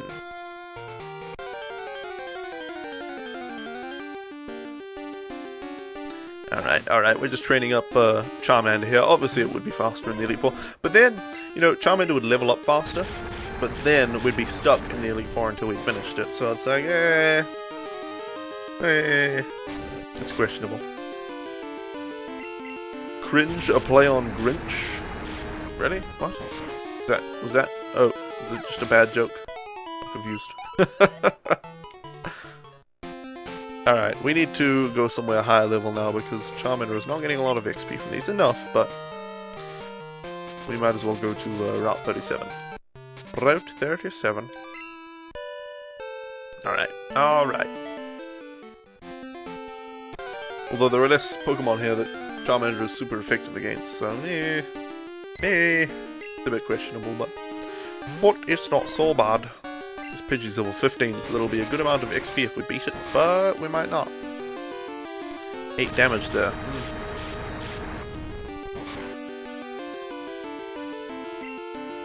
I'm sure we have a bunch of full restores. Does fighting red offer any XP farm ability?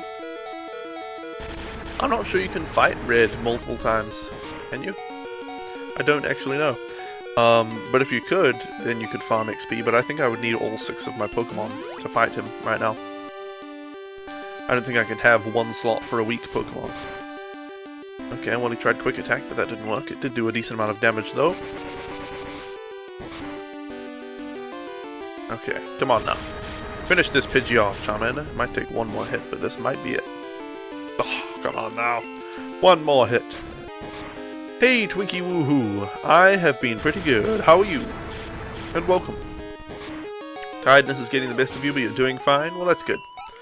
Too bad about the tiredness. You know, weirdly enough, today is one of the few days I'm not feeling super tired right now. Charmander wants to learn Smokescreen. Well, I mean, it's not a terrible move, is it? It's not terrible. We'll get rid of well, Scratch for it. We have Cut, so there's no need to keep Scratch. There's no need. Alright, well, we already need to go and heal, so maybe moving to this Route 37 was not the best idea. I don't know. I do not know. No, indeed not. Alright, come on now. Come on now. Come on now. Hey, Boric Might, welcome. Hello. Nice, one of the first people to refer to me as Slash. I have a friend who has the black curly hair. He looks a lot like Slash. If he puts on the glasses and if he wears my top hat, he looks a lot like Slash. Some of you will know him as Black Blowfly. But welcome, Boric, mate. I imagine that C is pronounced like with a hard sound, not a light one. Let's use Smokescreen against this. Wow. Sand Attack, and then Smokescreen. And we missed because of the Sand Attack. Ouch. Ouch. You're not tired, you're just less awake. Yeah, right? Oh my goodness, this is not going well. Good, it's your birthday and just got off work. And is this red or blue? This is gold. This is gold. Can we survive another tackle? I think we can. Ooh, just barely. There we go, we finally landed a damn Smokescreen. You had to fabricate an adamant speed boost level 100 fully EV trained / perf. I don't know what perf means, maybe perfect. Oh, perf IVs. Perfect IVs. Regigigas and Heartgold to beat Red. Our only hope for beating that OP pooper? Really? Dear oh dear me. Let's use another Smokescreen if we can hit it. Your friend with the black curly hair, is he the one with the bald head? No. He has black curly hair, he's not bald. You're wondering on Gen 3 how am I going to catch Jirachi? I don't know. I might have to just wait for an event. Jirachi is an event-only Pokemon, right? I could, of course, there's the possibility of getting a Pokemon, what? Stadium or something, demo disc, whatever it is, with the Jirachi on it, but I don't know. I'll probably have to wait for a silly old event for that Jirachi. Achievement get receive a heart from a random stranger on the internet. Alright, we need to Smokescreen this Pidgeotto again. He's too strong. This damn Pidgeotto. Lugia is your favorite Pokemon? Nice. Oh, nice.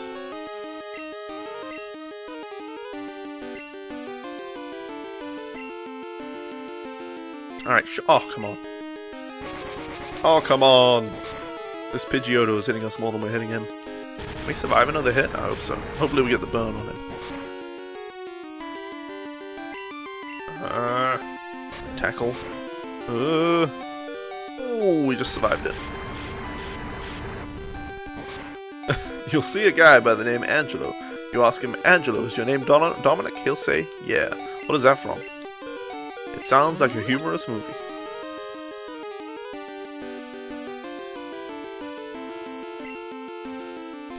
Okay, let's hit him with Ember.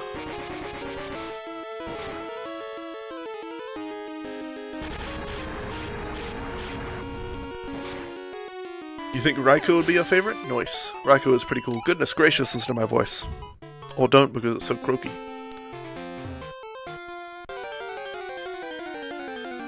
There we go. I remembered to unmute my mic this time.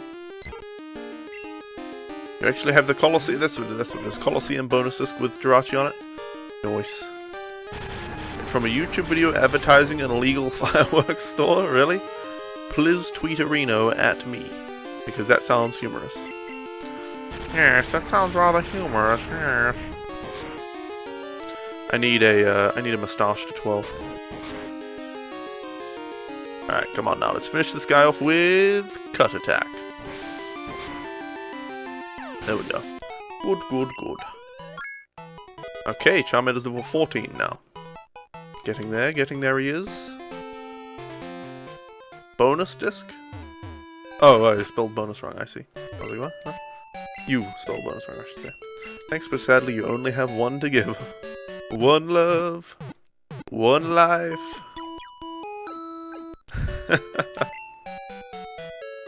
Okay, let's get back. Charmander's 14 years old now.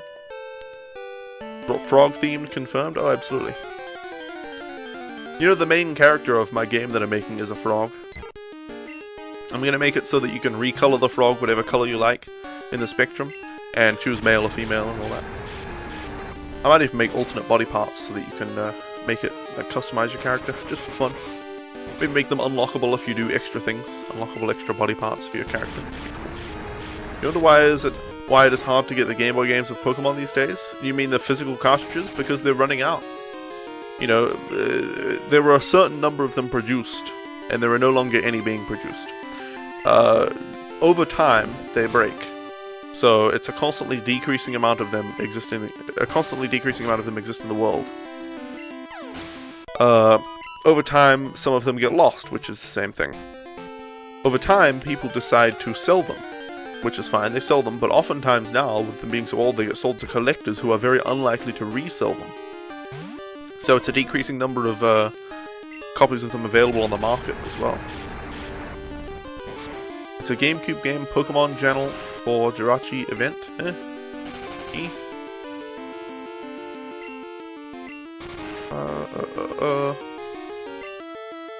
Some of these chat conversations I'm not keeping up with. I'm like, what? What are you saying? What? Anyway, nostalgia prevents people from selling their games, and scalpers are there to prey on that nostalgia. Well, I mean, is it scalping to sell your old game cartridges at market value? I don't know, I don't think they're really being scalped. I think scalping is more like buying something when it's new, and, oh thanks Warren, and, you know, killing the supply, and then reselling to people who want the stuff, you know, brand new. I don't think it's scalping to sell a Pokemon cartridge for 40 or 50 bucks these days. If it were more than that, maybe, you know, if it's brand new, you can do it for that, but I don't know. Depends on the condition, and it's a collectible item now, so.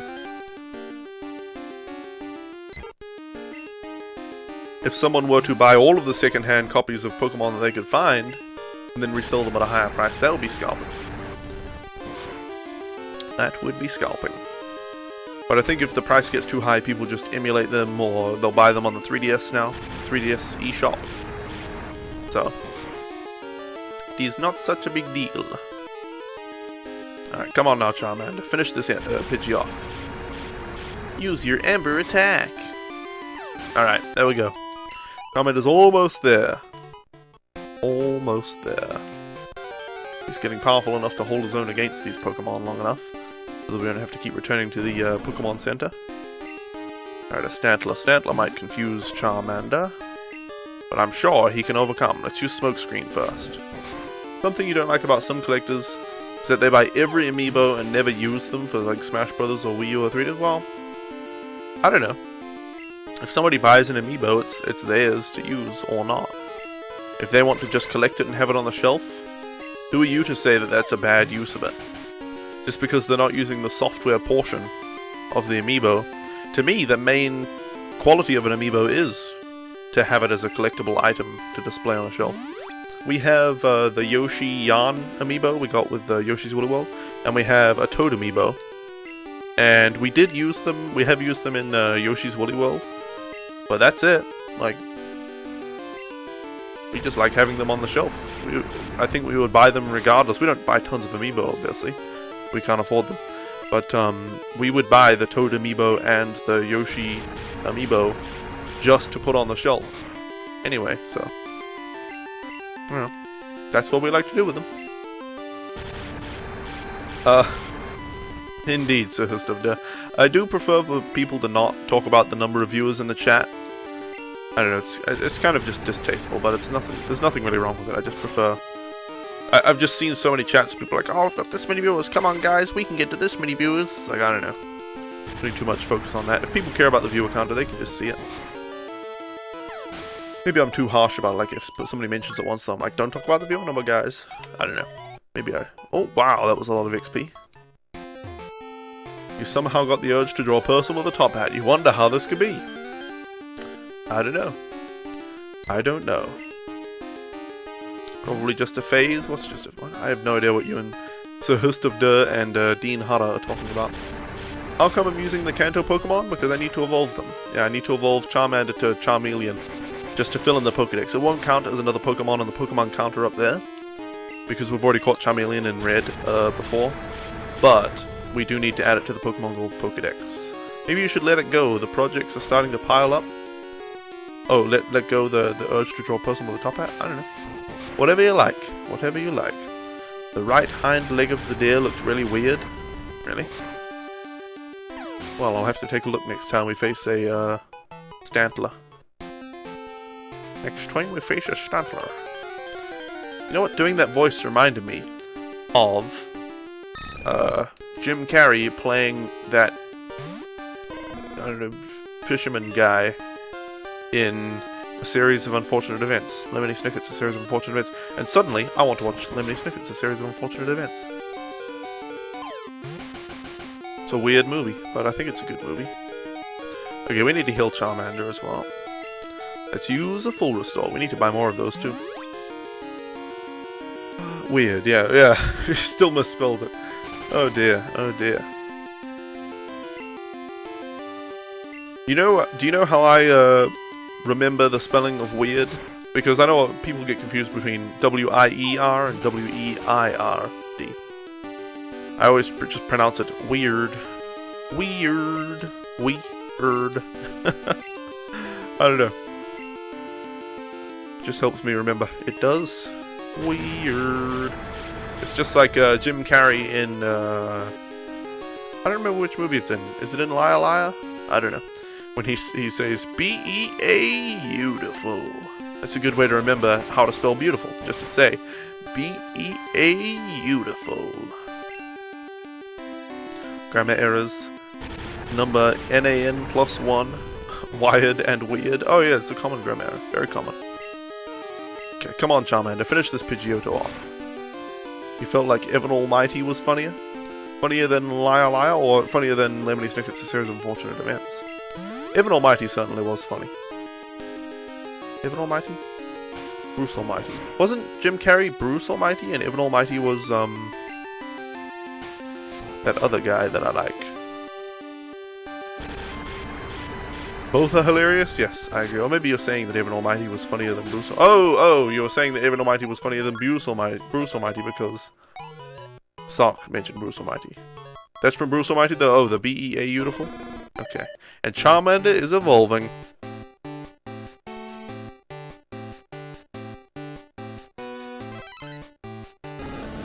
Alright.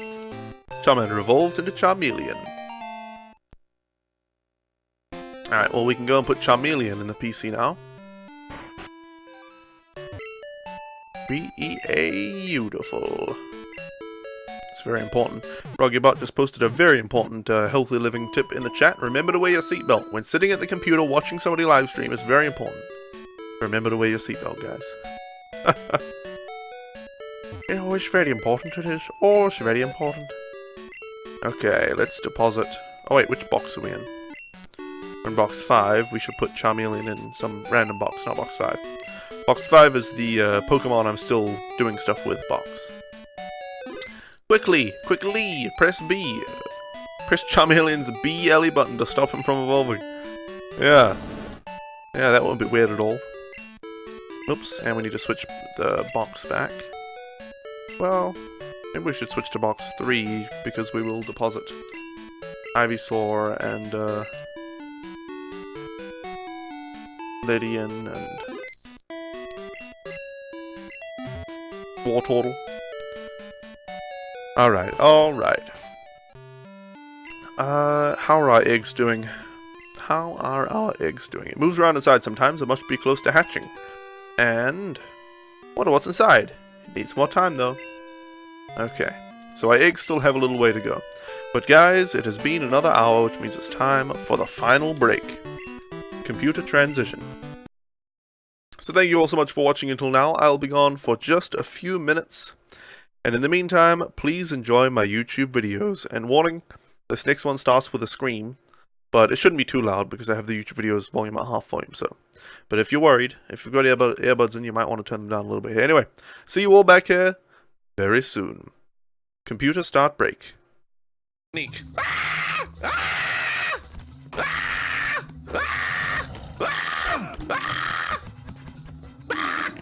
Didn't work. I thought for sure it would work that time. I don't know how to do this then. What the hell? Do I need more bullets? Do I need a stealth kill? Here we go, I can rest. Ah! Jesus Christ. Woo. Woo. Okay, die now. Okay, holy crap. Woo. I think that might be a stream highlight, the big fright I got there. Jesus. Ugh. Blah. Ah. Go. Go. Oh, close. Go. Go. Then up there, go.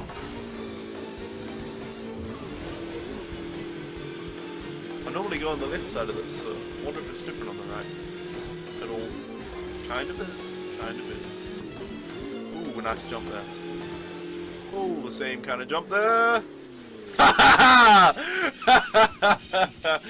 Grinding. This is actually Tony Hawk's Pro Driver 2. Damn. Alright. Metronome. Use flamethrower. Go on, one time.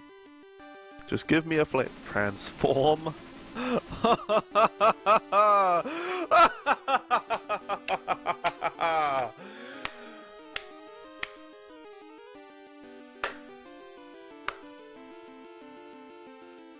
Great work, Scram! Great work! You transformed into a shiny canopy! Oh god. What are you doing, Scram?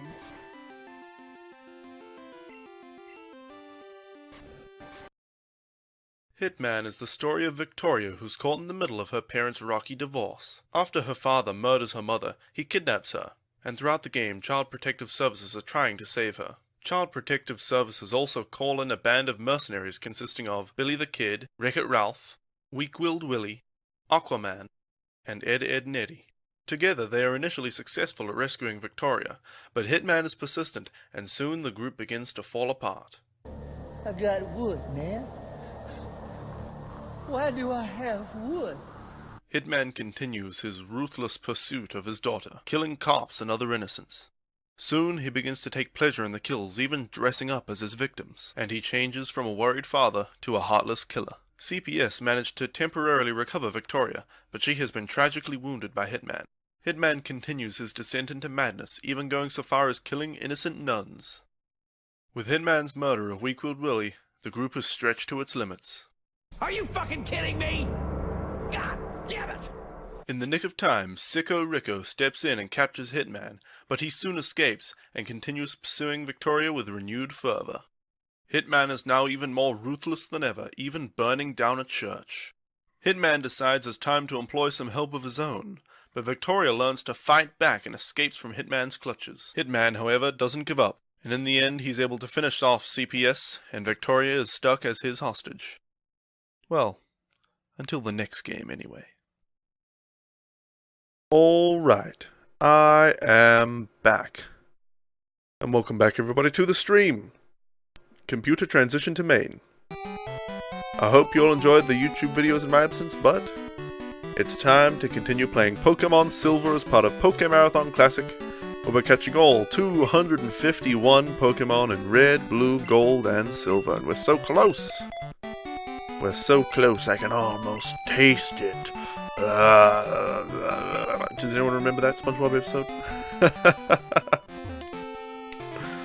Oh, it's a good episode. Anyway, we're at 239 Pokemon caught of 251. We're so close, we're so close. Alright, but this suddenly does not look like a good place for a bug-type Pokemon to train against these Pidgeys. Suddenly I get the realization. However, what the heck is this? Annabelle has Comet Punch? A normal type move? What does it do? Comet Punch?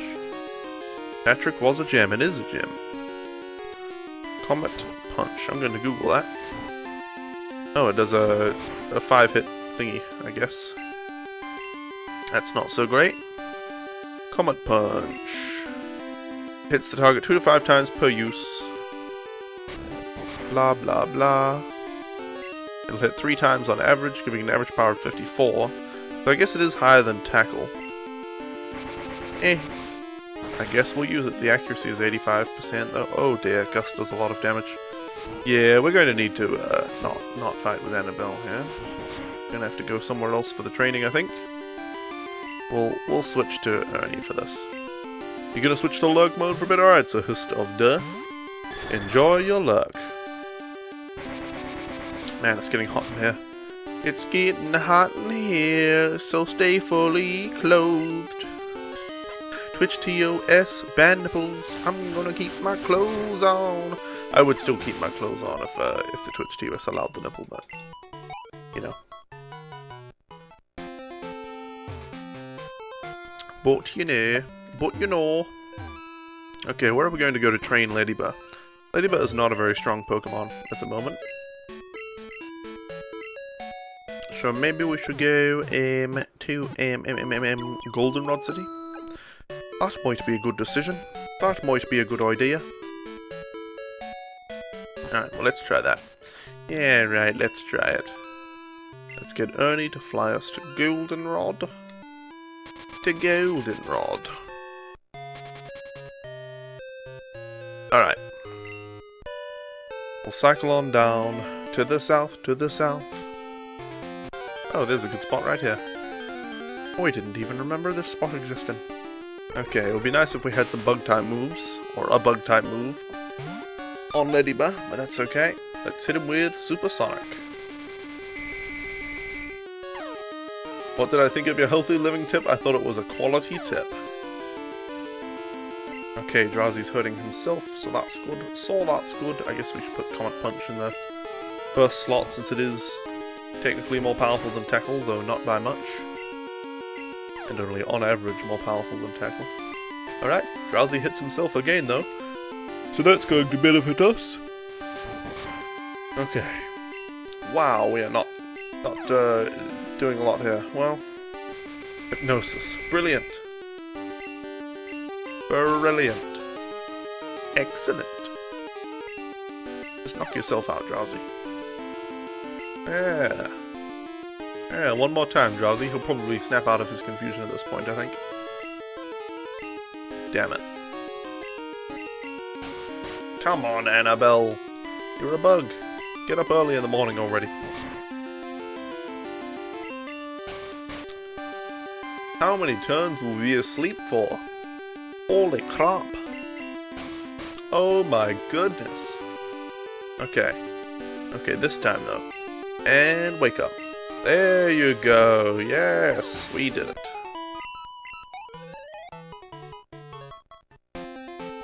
Annabelle does get a good amount of XP because of the being a traded Pokemon. I will look up Ladybug to see what level Ladybug evolves, and this Abra is just going to teleport away, but we'll try to confuse him. Lydian at level 18. Okay. Oh, there's the teleport. Okay. Wonderful. Wonderful, wonderful. Okay, another Drowsy. Brilliant. I'm starting to not like this place for training either. Maybe we'll go north of Goldenrod to Route 35. Let's try Supersonic, though. Okay, he's confused.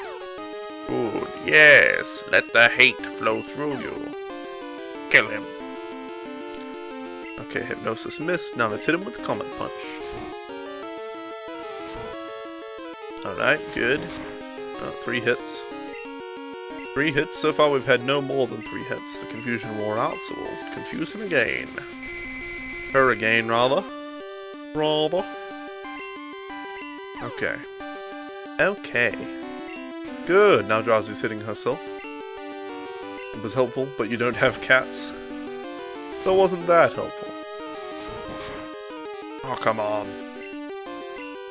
I guess we'll use Tackle if this Drowsy doesn't finish itself off. Ah, there you go. Welcome back, Deathglow. Welcome back. Okay, we're going to get out of here. This is not a good training spot. Oops. Let's get out of here. Oh my goodness. Oh my... Okay. There we go. You went out with your mom for a bit? Alright, well. How was the time with your mom? And what did you get up to? If it's not too personal and private. Actually, still tell us if it's really personal and private. You performed some mind reading on her? What do you mean? Do you really mean that you have learned some mentalism tricks and demonstrated your tricks to her? Are you claiming to really have telepathic powers? Or are you just joking? It was alright, you just went out grocery shopping. Okay. Maybe you just predicted something that she would get. I don't know. You made her pick a card with shapes on. Oh, so it was a card trick. A card trick, eh? And you read her mind to tell which shape she picked? Was it really just as simple as you had some shapey cards and then guessed which one she would pick? Like, you know, and you tried to think about which one she would pick, but in the end it was, you know, partly up to chance at least? Or was it a real card trick where it's like, you know, whichever one they pick you'll always find the right answer based on math and stuff like that? Oh, you made her pick the card in the first place, so it was a trick to get her to pick the right card from the beginning. Okay. That kind of trick. Come on now, come on now. There we go. Nidran is confused. You know, speaking of tricks, a show that I really loved to watch quite a while ago, and I wonder if there are new episodes of it or something. Penn and Teller, Fool Us? I think it's called Fool Us. Penn and Teller Fool Us, I think is what it's called. Penn and Teller are a couple of magicians. And their best acts are, and they're famous for, showing people how the trick is performed. Oh shit, Annabelle just fainted to a critical hit. They show people how the trick is performed. So if it's, you know, a person being cut up inside a box, you know, or like, you know, they get in the box and then they put the blades inside the box and it looks like the person must be cut up. Like if they're still in that box and there's no way out of the box, so they must be in the box. They must have been chopped up and then they pull the blades out and the person comes out of the box just fine. Their box would be transparent. You would be able to see everything that's happening inside the box and all that. That's the kind of thing Penn and Teller do. Or they do a cup and bowl trick, you know, a trick with cups and bowls, and then they open this cup and it has the bowl, but then they open another cup and it's got 3 bowls in it and all this kind of stuff. They would do it with transparent cups. And you would blatantly see how it's done and still be confused by it. That's what Penn and Teller are famous for. You know, they love the mystery and the fun of magic, but don't love people actually believing that people have mystical powers and can read minds and stuff like that. So it's, yeah. Anyway, they had a show, and I don't know if they still have it, but it would be awesome if they do, called Fool Us, where they would have professional magicians, or amateur magicians, or whatever, come up on stage and perform a trick. And if Penn and Teller could guess or work out how they did it, just by watching like them do it once, they just watch the trick, the performance till the end, and then they discuss it between themselves for like 30 seconds and say, this is how you did it. And if they're pretty close, or if they get like the main mechanic of how they did the trick, then Penn and Teller win. if they're wrong, or they just are completely stumped, then the magician who tricked them gets to go as the opening performance of Penn and Teller's show in Vegas. So it's a big opportunity and reward for the person who tricks them, or the people who trick them, because they get to show their magic in front of a bunch of people in Las Vegas. You know, maybe that could be the start of their own professional magician career or something, you know? So it was a very cool show, and I remember one in particular who fooled them with this trick where he had a bunch of envelopes, and he was getting the audience members to pick different envelopes, and supposedly he was influencing which envelope they would pick. And he had like money in one of the envelopes, and like one of the envelopes was called yours, one of them was called mine, one of them was called his and hers, and stuff like that. I don't remember exactly, but yeah, that was a very cool trick that I remember. They don't show how it's performed in Fool Us, though. That's their other shows. Yeah, they don't show how the tricks are performed in Fool Us, but they show the trick being performed, and if Penn and Teller guess it correctly, or figure it out correctly, then you'll get a decent idea of how they did it too, because they were like, I don't want to spoil it for everyone, but the main thing you did was a sleight of hand around halfway through or something with the deck, and they'll be like, yeah, you got it. Something like that, you know? Anyway, comment punch. You're probably going to lurk and enjoy. You're seriously tired, though you'll be here for the stream and the raid. I do appreciate that, Geotinis, but I must say I don't do raids specifically. A raid specifically is when you take all your viewers and you go to somebody else's stream, and everybody types in the chat something like Ultimate Nerd Raid or something like that, or something relevant to the stream raiding them. I don't like doing raids. I don't mind when people raid me as long as it's not too spammy.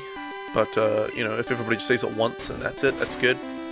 But I don't like raiding other people just because it feels too self-promoty to me to do it to other people. So I prefer to just host them and send you guys over there and, not have everybody spam in their chat. Oh yeah, Ultimate Nerd sent us. Because it's sort of like, Ultimate Nerd sent us. You guys should check out Ultimate Nerd because he's such a cool guy because he raided you. Yeah.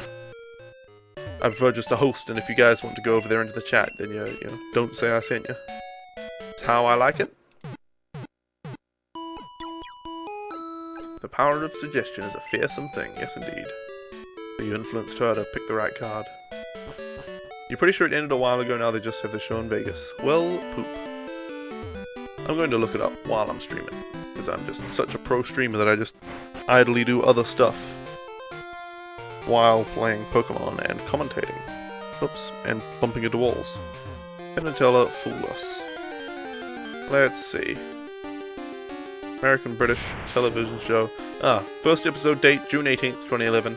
Final episode date August 28th, 2011. So it went for a month and a bit. Unfortunately. Wait. Episodes. Season 2 happened in 2015, it just ended in October. What the? So they ran first in 2011 and then finally did season 2 in 2015. Oh, I'm gonna watch this. I'm gonna keep that tab open so I remember. Awesome.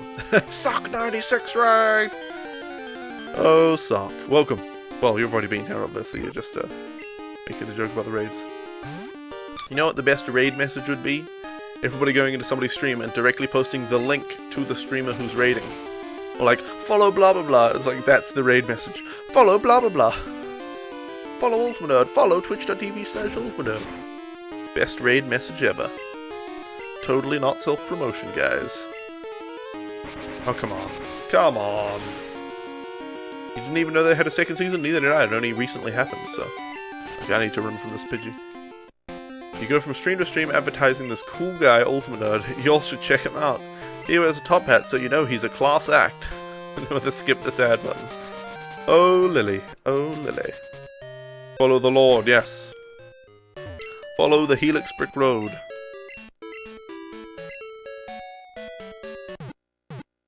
Alright, alright. Heal me, Ladybug. Heal me, Ladybug. Heal me, Ladybug. Autumn will face Red. Maybe we should face Red tomorrow. Maybe at the start of tomorrow's stream or near the start. Like at the start we'll go to the cave thingy or whatever it is, and then head to red, and then like within the first 20 minutes we'll get to red. I don't know, maybe after 1 hour, just to let people have enough time to get in so they don't miss it, something like that. I don't know.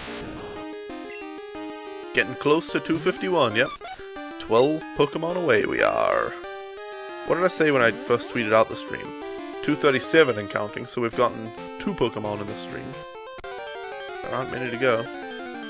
You're going to do the card trick to your family on Christmas and see if you can fool them? Well, good luck, Death Corset. Good luck. Alright, let's hit it with Supersonic. Oh, come on. Oh, come on. Okay. And it's something I can actually beat. Okay, well, there you go. Drowsy. I kind of went up here to get away from Drowsies. Aye, there is just not a good place to train a Ladybug, is there? At least not directly using the Ladybug in combat. I could do it with an XP share pretty quickly, but that would be lame. Okay, Comet Punch! Nope. Hypnosis? Alright, it missed. Comet Punch! There we go. There we go. And there we go. Only 2 hits. That's annoying. Pound. Alright, come on, let's confuse this devil again. Or don't. You know, whatever you like. And now Supersonic is disabled. Brilliant. Brilliant. Okay. 3 hits. 4 hits. Awesome. Disable. Trying to disable all of my attacks. I'm fairly sure you can only disable 1 attack. Just beat time to beat the entire Elite Four in X with just Medicham. Well, good luck. Alright, we beat the Drowsy. Good work, Annabelle. 306 XP, level 17. And 1 more level to go for Annabelle to evolve into Lydian. Alright, let's do it. Let's do it. Let's do it to it. Another Drowsy, eh? Another Drowsy, eh? Let's hit it with Supersonic. Nope. And it disabled Supersonic already. Oh, brilliant. Only 2 hits. Why, Iona? You know, this entire stream I've been intermittently thinking about the Raspberry Pi Zero and whether I want to get it. It's reasonably affordable, $40-ish for the Pi Zero, an SD card for it, an HDMI adapter, USB adapter, a case, and a power supply. I think those are all the things that I would need for it to get it working, up and running. It's like, it's affordable and it'd be cool, but do I actually want it? It's such a hard question to answer. Like, will I actually use it? If I had it right here, would I be playing, not right now obviously on stream, but after the stream would I want to play some Cloud Master on the Sega Master System 2 emulator or something? You know? So, and would I just rather do it on my computer anyway? You know? Would it be better just on the computer? Would I want to make it into a little portable handheld thing with a battery and a case? And an attached controller, like the controller is built into the case, and be able to play Cloud Master on the go? Where would I go and then play Cloud Master? I don't know. I don't know. I just don't know.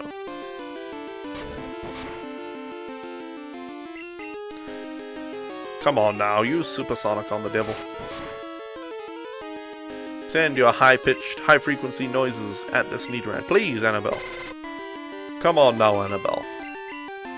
And damn it. Okay, Annabelle's almost fainted at this point. Supersonic! There we bloody go. How many Supersonics did it take? Many. Guys, I usually only take a break at the end of each hour, but I'm pretty sure I'm going to have to take a bathroom break before the end of the stream, unfortunately. I just drank too much juice.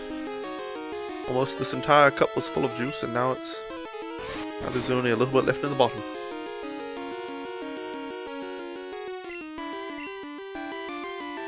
Come on, Annabelle! Land your damn supersonic move, please! Please! Oh my goodness. My goodness. Supersonic. There we go. Amazing. Amazing. We managed to land Supersonic again. Okay, Nidoran actually hit himself that time. We did some damage to him. Brilliant. Okay, Comet Punch. Oh dear. Nidoran's confused. And hit himself. Good, good. Okay, we need to use a full restore, really. Another full restore. Okay. Nidoran's confused again. And hits himself again. Good! So at least the Supersonic is making waves at this point. Comet Punch coming in. Only hits twice. One more confused self-hit might do the trick. Oh yeah, there we go. Will Annabelle evolve from that? Oh, come on! Come on! What a troll! The old bait and switch. Can we one-shot this Abra with a Comet Punch before it runs away? We'd have to hit 5 times, I think, and we hit twice. Brilliant. That's just brilliant. I wonder if I got the Pi Zero, the Raspberry Pi Zero, if I could play YouTube videos and it's like 720p on it. I wonder. Because it would be nice to be able to have media separate to my gaming PC for a very cheap price. Because Frog and I, we sit here and like, maybe we play Grim Dawn together or something. But we want to stream up on the TV. So I have a third HDMI cable going from my computer to the TV to play a stream. But then I have to have like the audio signals split so that the stream only goes to the TV and then the game only goes to my earbuds so that my game isn't blasting out of the TV and stuff like that. And, you know, it takes more power powering the TV from my computer because I can't have all 3 monitors for my graphics card. So I have to have the CPU built-in graphics chip working, which does actually cause performance issues with my graphics card. And it's like, Comet Punch disabled. Wonderful. It would be nice to have a separate source for media. I wonder if a Pi Zero can play Twitch live streams in reasonable quality and YouTube videos in decent quality as well. Even 480p for YouTube videos would be fine. That'd be fine. Oh, come on. Wake up, Annabelle! Am I going to have to use another full restore on you?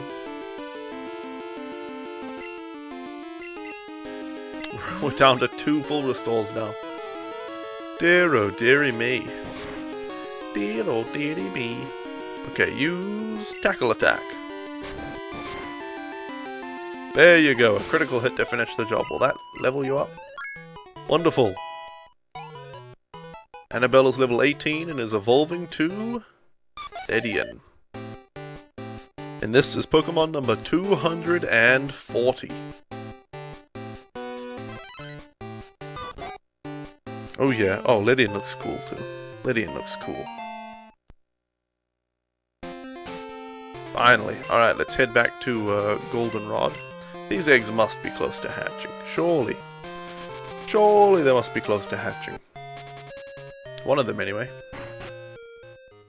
Alright, we'll heal up. Oh, there's a formal organization called the VR Council. I guess AMD is part of it, and Oculus and HTC, probably Valve as well. Interesting, very interesting. Which box are we in? Box 3, that's fine, let's deposit. Annabelle, the Ledian. Okay, we just have Ernie in our team, but we need to hatch these 2 eggs. Once we hatch one, we'll start evolving that one until the other one hatches, and then there you go. Anyway guys, I usually take a break at the end of each hour, but I'm in need of a bathroom break, so I'm just going to go to the transition screen, I guess. Well, I don't know, I don't like leaving the chair screen up. So I'll be back very shortly, guys, and I'll see you all back here very soon. Computer transition.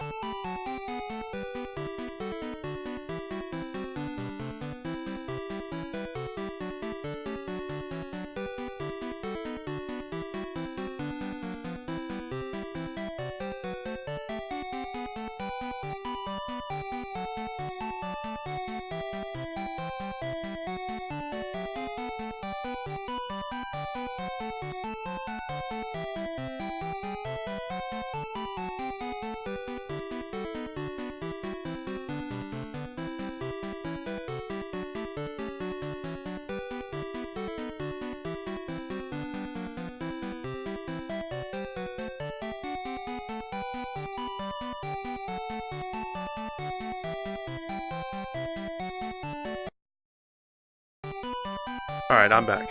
Sorry guys for having to take a quick break there. Like I said, I usually only take breaks on the hour, but when nature calls, I answer. Anyway, welcome back everybody. Oh, my head itches. Okay. I'm composed, I'm ready to continue playing Pokemon Silver. I hope nobody waited around in anticipation like, oh boy, I can't wait for the stream to come back on, because now we are tasked with the very fun task of hatching these 2 eggs. This one is close to hatching, and this one is needing more time. Should be a smashing transition screen, reminding you of Nigel Thornberry. Oh yeah, that'd be a great idea. Okay, so we're just going to cycle up and down. We're just going to relax. Just close your eyes, breathe deeply. Listen to the sound of the goldenrod music. Until these eggs hatch. They shouldn't take too long. I'm pretty sure we'll hatch both eggs before the end of the stream. Once one egg hatches, we'll start training it though. We won't continue to hatch the other egg right away. We'll keep the other egg in our Pokemon party so that it continues to hatch. But, yeah. Once one hatches, we'll train it and level it up and evolve it. Evolve it. I guess I can cross Ladybur and Ladian off the list that I have up here. Now they have been caught. Okay.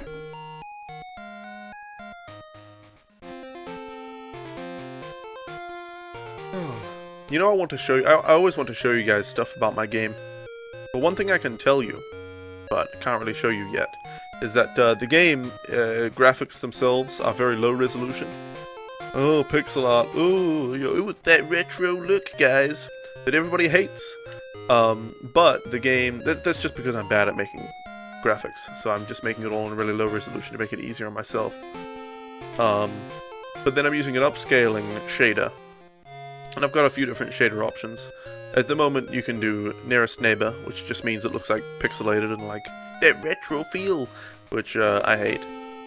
Or you can use HQX, HQ2X, 3X, or 4X to upscale it, which smooths everything out, but it looks kind of weird. But I like it more than just nearest neighbor. Or you can use linear interpolation, which is a blur effect, just like what you see on this. The game looks all blurry. I can't control what interpolation scaling method the GameCube uses, so it uses it uses linear interpolation, which gives you a blurry image, which is not great. But I found another shader, and I'm not sure if I'll be able to get it to work in my game, but I'm going to try because it's so good. It's called XBR, or XBRZ is the better version. And damn, like, it can take really low resolution graphics and upscale them massively, and it still looks really smooth. Like, it makes them look really high quality and detailed. Still, you know, the colors are still, you know, quite solid and everything. It's obviously been upscaled, but you could, like, the lines and the curves all look very good. with XBRZ upscaling, so I'm gonna have lots of upscaling options in my game, hopefully. At least linear interpolation, nearest neighbor, and HQX. Which I'm sure is very exciting for you all. I'm sure you're all highly interested in that. But these are the ponderings of a man trying to hatch Pokemon eggs. Okay, I need to check these Pokemon eggs and see if they've made any progress. Progress report. Status update. Second egg O is close to hatching now, instead of saying it needs more time. Ah, and this egg is making sounds. It's going to hatch soon. But one of these eggs is very close. Like, we'll get it within a minute or two. The other egg probably still has 5 minutes of this or something, but we will do some training and evolve whatever Pokemon pops out of this first egg, while the second egg takes its time. Alright, here we go. Is it Bulbasaur or is it Squirtle?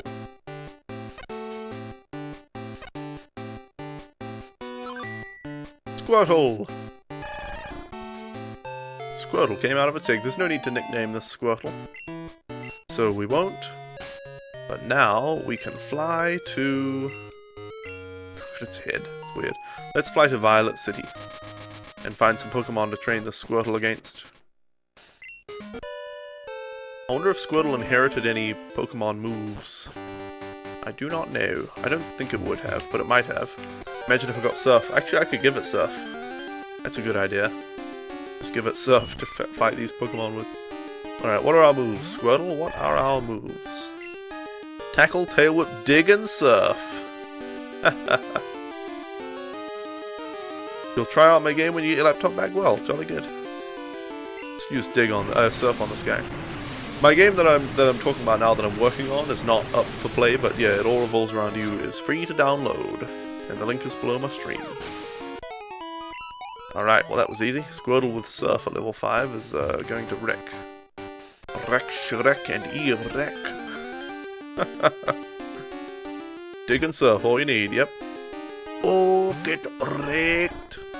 Wrecked and Shrek and E-Wrecked. That's my Athene impersonation. No, I don't do that. I'm amused by him doing that though. It's the same thing every time. The same thing every time, and yet it's still amusing to me. Alright, well, Squirtle is too good for these Pokemon. Obviously. Let's move on to Azalea Town. Now let's move on. Let's just go straight to Goldenrod. YOLO! YOLO! Hashtag YOLO! Alright. Maybe we'll go into the forest. Ilex Forest, I think it's called. Oops, okay. Into Ilex Forest. Where's some grass? Where's the grass, man? I could have crossed that water, I suppose. Oh, you don't need a grassy area in this game, in this forest, rather. All of the ground is random encounter territory. Alright, let's hit this Paris with Surf. My Squirtle is top tier. Okay. My face is still doing this twitchy thing. What the heck? It's been happening since I started the stream. At least you guys can't really see it with the camera angle. Okay, one more time, Squirtle. I guess Dig would have done more damage to this Paris, so perhaps we'll try Dig next time. But Surf gets the same type of attack bonus, so... I don't know. Alright, good work, Squirtle. 60 experience points. Wow. I need more water? Oh, absolutely. Yeah, we need Bubble. Let's get Bubble. Let's overwrite Surf with Bubble. Not that you can. Overwrite an HM with a Learn Ed move. Ah, another battle. We need more water. You know what's something that I miss? Old school first-person shooters. And when I say old school, I don't mean super old school like Doom. Or even as old as Quake. Or Unreal. Not even as old as that. But well, maybe around the same time. Old World War One and World War Two first-person shooters. And whenever they were reloading, would go, "I'm reloading!" You could hear the enemy AI shout out, "I'm reloading!" And that's when you would rush them and stuff. It was so silly. I still shout that out to this day. If I'm playing a game that requires reloading of a gun, I say, "I'm reloading!" Oh, it's so silly. You would just yell that out to the enemy. "Hey, enemy guy, I'm reloading, you can attack me now!" But this was game design in the early 2000s. Okay, well, Dig did nothing to this Paris, so let's never use that move again. Not against Paris. Anyway, certainly not against Zubat. Okay. Surf does alright. Alright? I don't know. Let's try Tackle as well and see how Tackle fares. You have finished your task. The amount of dirt was terrifying. Well, welcome back, Dean Hunter. I can't remember what your task was, or if you told us. Oh, we cannot remember. But that's my memory for you. Okay, come on, Squirtle, you can survive one more scratch. Oh yeah, not even close. Not even close. We do need to heal Squirtle now, but we'll just use a full restore. We're almost out of full restores, so we might have to go and buy some more. Okay, Squirtle's level 8 now. I think level 16 for Squirtle? I don't know, maybe it's different. Baby, whoa. What level does Squirtle evolve at? Squirtle. Squirtle. Squirtle. Squirtle. Squirtle. Okay, a Caterpie. A Caterpie, eh? What the heck? Oh, duh. My mouse just stopped working. I was like, why the heck is it not working? But it was slightly raised at the front by it was on a cord. Oh, that's why I lost mine. Don't buy Razer products though, people. It's a Razer mouse. It's nice having the whole number pad on the side of the mouse. In fact, it's a really killer feature. But damn, I'm never buying a Razer product again. If they tried to sponsor me, I would turn them down. Not that I'm, in a position to receive sponsorships at this point. But the task was to get work shoes clean again. They had the dirt of 2 days raking leaves. I see. Well, at least the job is done. But yeah, I have owned a Razer Carcarius headset, Razer Hammerhead earbuds, a Razer Naga Extreme or Ultimate or whatever the wireless one is, mouse. Epic. The Razer Naga Epic mouse. See you later, Sir Hustubder. Thanks for hanging out. And have a good one. Yeah, I've owned those 3 Razer products. I don't know if I've owned any more Razer products than that. I don't think so. No, not Razer. Razer. So with the Razer earbuds, the left ear stopped working. With the Razer headset, first of all the microphone was horrendous quality, but also the left ear stopped working. With the Razer Naga Epic mouse, the battery died. And then, occasionally, the sensor doesn't work properly, so I'll move the mouse around and it'll move fine, and then suddenly just horizontal movement won't work. And I have to pick it up and just move it around or wiggle the sensor or rub my thumb over it and then it'll work again. And you might think, oh, well, the sensor's just sensitive, so it gets a little bit of dust on it and it stops working. But that never happened with my crappier mice that I've owned. So it's there's no excuse for it. Oh, we used a better sensor, except that sensor can't handle a tiny bit of dust or whatever. Alright, Metapod. I even had a high DPI mouse before this, called the Logitech G9X, that never had that problem. Although it had other problems, but like the scroll wheel being garbage. Being extremely hard to press. You'll get specific RSI just in your middle finger trying to press that thing. But yeah, Razer products. Every single one I've owned, and Froggy owns a Razer mouse, and that one has the same issue with the sensor occasionally bugging up. And my father-in-law has a Razer mouse, and the battery in that just about exploded. It was all expanded and everything. So yeah, that was messed up. And also, his is supposed to be just like mine, where you can plug it in to use it as a wired mouse, or unplug it and use it as a wireless mouse. except that it doesn't even work wired without the battery. And since the battery's wrecked, you know, Razer products, they're like the Apple of the PC gaming world. They're a brand name with a fancy logo and a good look, and you know, expensive build materials, but actually, and the products are not that great. Okay, I need to just run from this Metapod. It'll take forever to defeat. For you, it was always the right ear pad that stopped working. Yeah. Well, it's always something with Razer products. Good thing you never bought any Razer products. Yeah. It's outrageous. It's outrageous. Razer also just gouged the prices of things.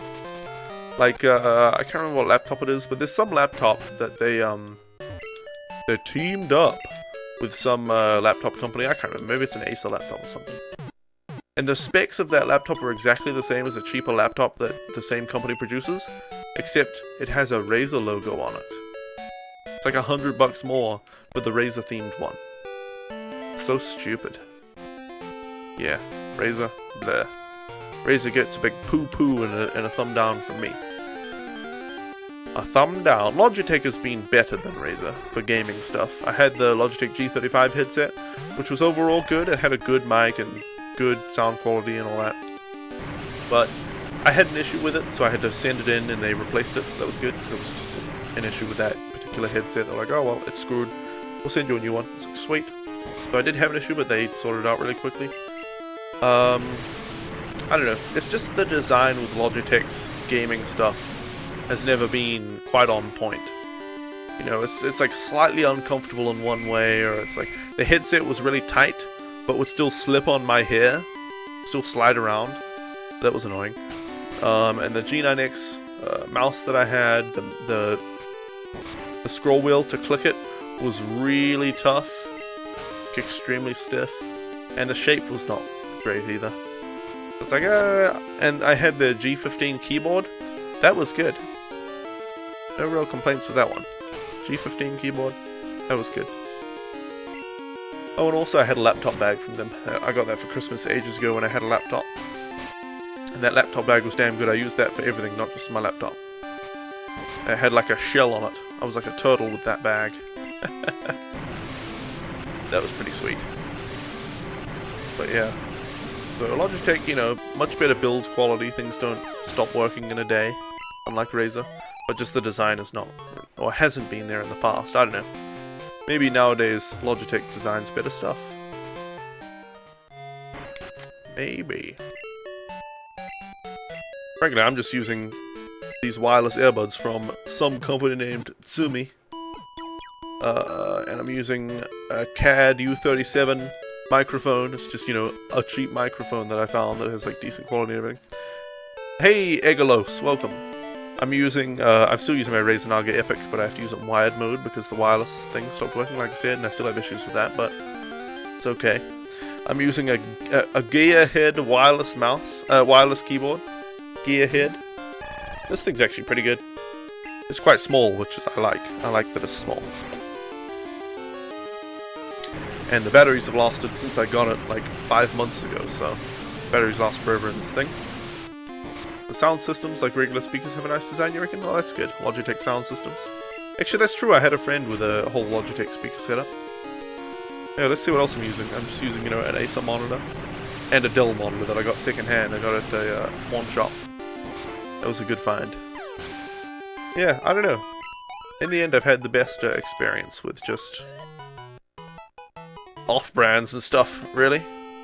For the price anyway, like once you get up in the prices to like $100 to $200 for crazy gaming-themed peripherals, the only thing to buy is a name brand. But at the lower end,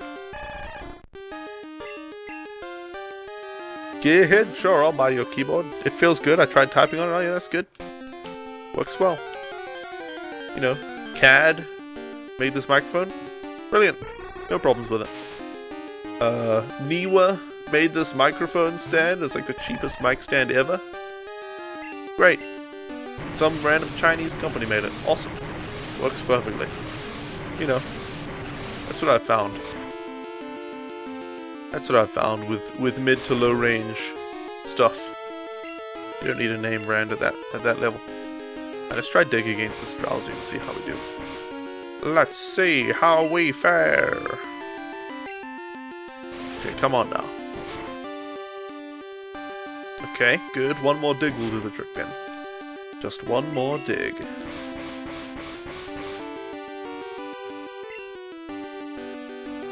Alright, come on, finish it off, Squirtle. Finish it off. There we go. Excellent. Oh, almost leveled up from that. We need to take Squirtle. Well, do we need to heal? No, we just did that, didn't we? Recently, anyway. Recently. Gosh, I feel like I need to take another bathroom break. But I think I can hold it till the end of the stream, guys. Only 6 minutes to go. I can do it. With the power of friendship and teamwork. I have to. I have to for the agency. Alright, come on, Squirtle. Hit it with a dig attack. 2 digs should finish this drowsy off. Come on now. Come on now. Trying to disable even more, drowsy? Are you trying to disable even more? Pound shouldn't do not too much. I really need to go and buy more full restores. I think I have 1 left. You know what's been annoying me? There's a streamer called True Talent. And he's been streaming Rainbow Six Siege lately. And he puts in his title Ultra HD. Ultra HD, in case you guys don't know, is 4K. That's officially what Ultra HD is. But even then, if you didn't stand by strict standards, if you think Ultra HD, you might think just 1080p 60 FPS if you saw it on Twitch, right? Or just very, very high quality. He streams at 720p 60 FPS and calls it Ultra HD. It's purely just clickbait. Like, my stream is higher quality than all the other streams, even though it's probably the same settings as all the other top Rainbow Six Siege streams. I don't even watch Rainbow Six Siege, I just keep seeing him in my following list. That devil. You know it's not Ultra HD. You're just lying to people. It's not even Ultra HD, man. Yeah, that annoys me. That annoys me. Well, I know whom I'm going to host after the stream. I was looking at that to see whom I would host in a few minutes there when I finish. Alright, he turned into Squirtle. That's alright. We'll finish him off with Tackle Attack. Oh, the Ditto moved first this time? Oh well. We'll finish him off just the same. There we go. We're getting close. We're closing in on the next level. Maybe I should move up. Wow, great. 4K doesn't even look nice on regular screens. You would need a screen that actually supports 4K to even have anything good from it. Well, I don't know. Depending on how your graphics card downscales. I don't know if it's the graphics card or if Twitch itself would define how it gets downscaled. Depending on how the video is downscaled from 4K to, you know, say 1080p on a 1080p display. It could look good. It could look slightly better than 1080p just because of, like, basically anti-aliasing being applied. But I'm not sure. But I'm not so sure. I'm pretty sure the scaling algorithms on Twitch are pretty garbage, just linear interpolation, so maybe linear interpolation would be fine for downscaling though. Linear. I don't even know what it would be. Is it extrapolation? It's not extrapolation, you're not adding any data to it. I don't even know what you're doing. You're compressing data.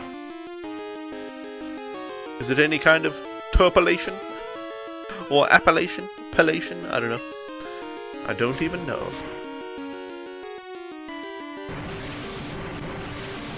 Alright, finishing this Pidgey off. Easily peasily. Thank you all.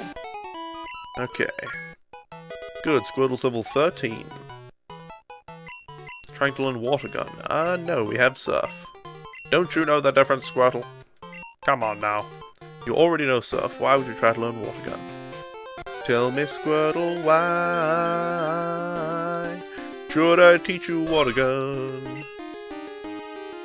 No, like you once saw a video from a YouTuber that had the 4K option and you wanted to see what it was like. Your PC screen is a TV, you put the video on full screen and it looked quite garbage? Really? That's weird. It might not be just because it's 4K. It might have been for some other factors, like they rendered it in 4K but at a horrendously low bitrate, so it just looked terrible. You did the Elite Four defeated with one Mon. Nice sock. What was the Pokemon again? It was some kind of fighting type. Can't remember what it's called. I think it was a fighting type Pokemon. Hey Key DNS, welcome. You've come just in time for the end of the stream. Oh dear. Dear oh dear, but you're welcome nonetheless. Just letting you know immediately, so you don't get your hopes up too high. It looked perfectly nice on 1080? Maybe it was YouTube's re-encoding, because whenever you upload a video to YouTube, nobody watches that at the source quality that you upload. It gets re-encoded by YouTube first. Medichan, that's the one. That's the one. Hypnosis, brilliant. Maybe I should full restore. Wake up out of that hypnosis immediately. We need to buy more full restores. We need them.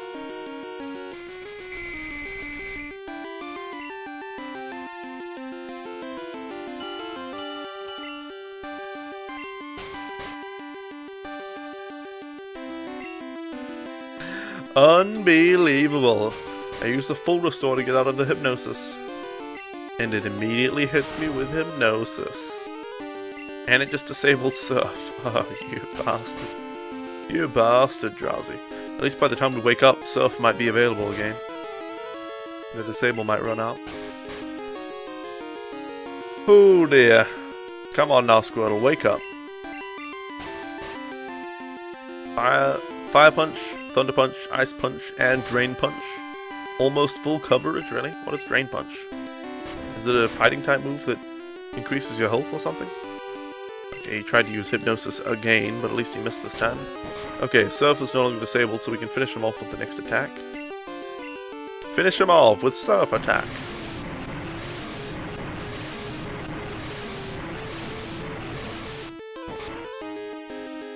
And there you have it. An epic battle it was, but we overcame the enemy. Alright guys. Computer end stream. Guys, it has been 4 hours, which means it's time to end the stream. It's been a blast, and I appreciate you all hanging out with me until now, but yep, it is time to go. So thank you all so much for watching. I will be back on tomorrow, 4 hours ago, whatever time that is for you. 4 hours ago tomorrow is when I'll be back on. I am going to host a friend of mine called Unorthodox13. He's playing a game called Brutal Doom. If you go to a stream, please don't say I sent you and don't use like raid messages and stuff. I don't do that kind of stuff. But if you want to, go and check him out. Hey, J. Ryan Miller. You've come in just in time to watch Unorthodox. He's playing Brutal Doom. If you guys want to watch that, it's a pretty cool game. It's a mod of Doom 1. And he's doing a Doom marathon. So I imagine he's going to do Brutal Doom and then like Doom 2, Doom 3, whatever. If you guys are interested, check him out. If not, well, don't. Thank you guys for hanging out. And I'll see you all back here another time.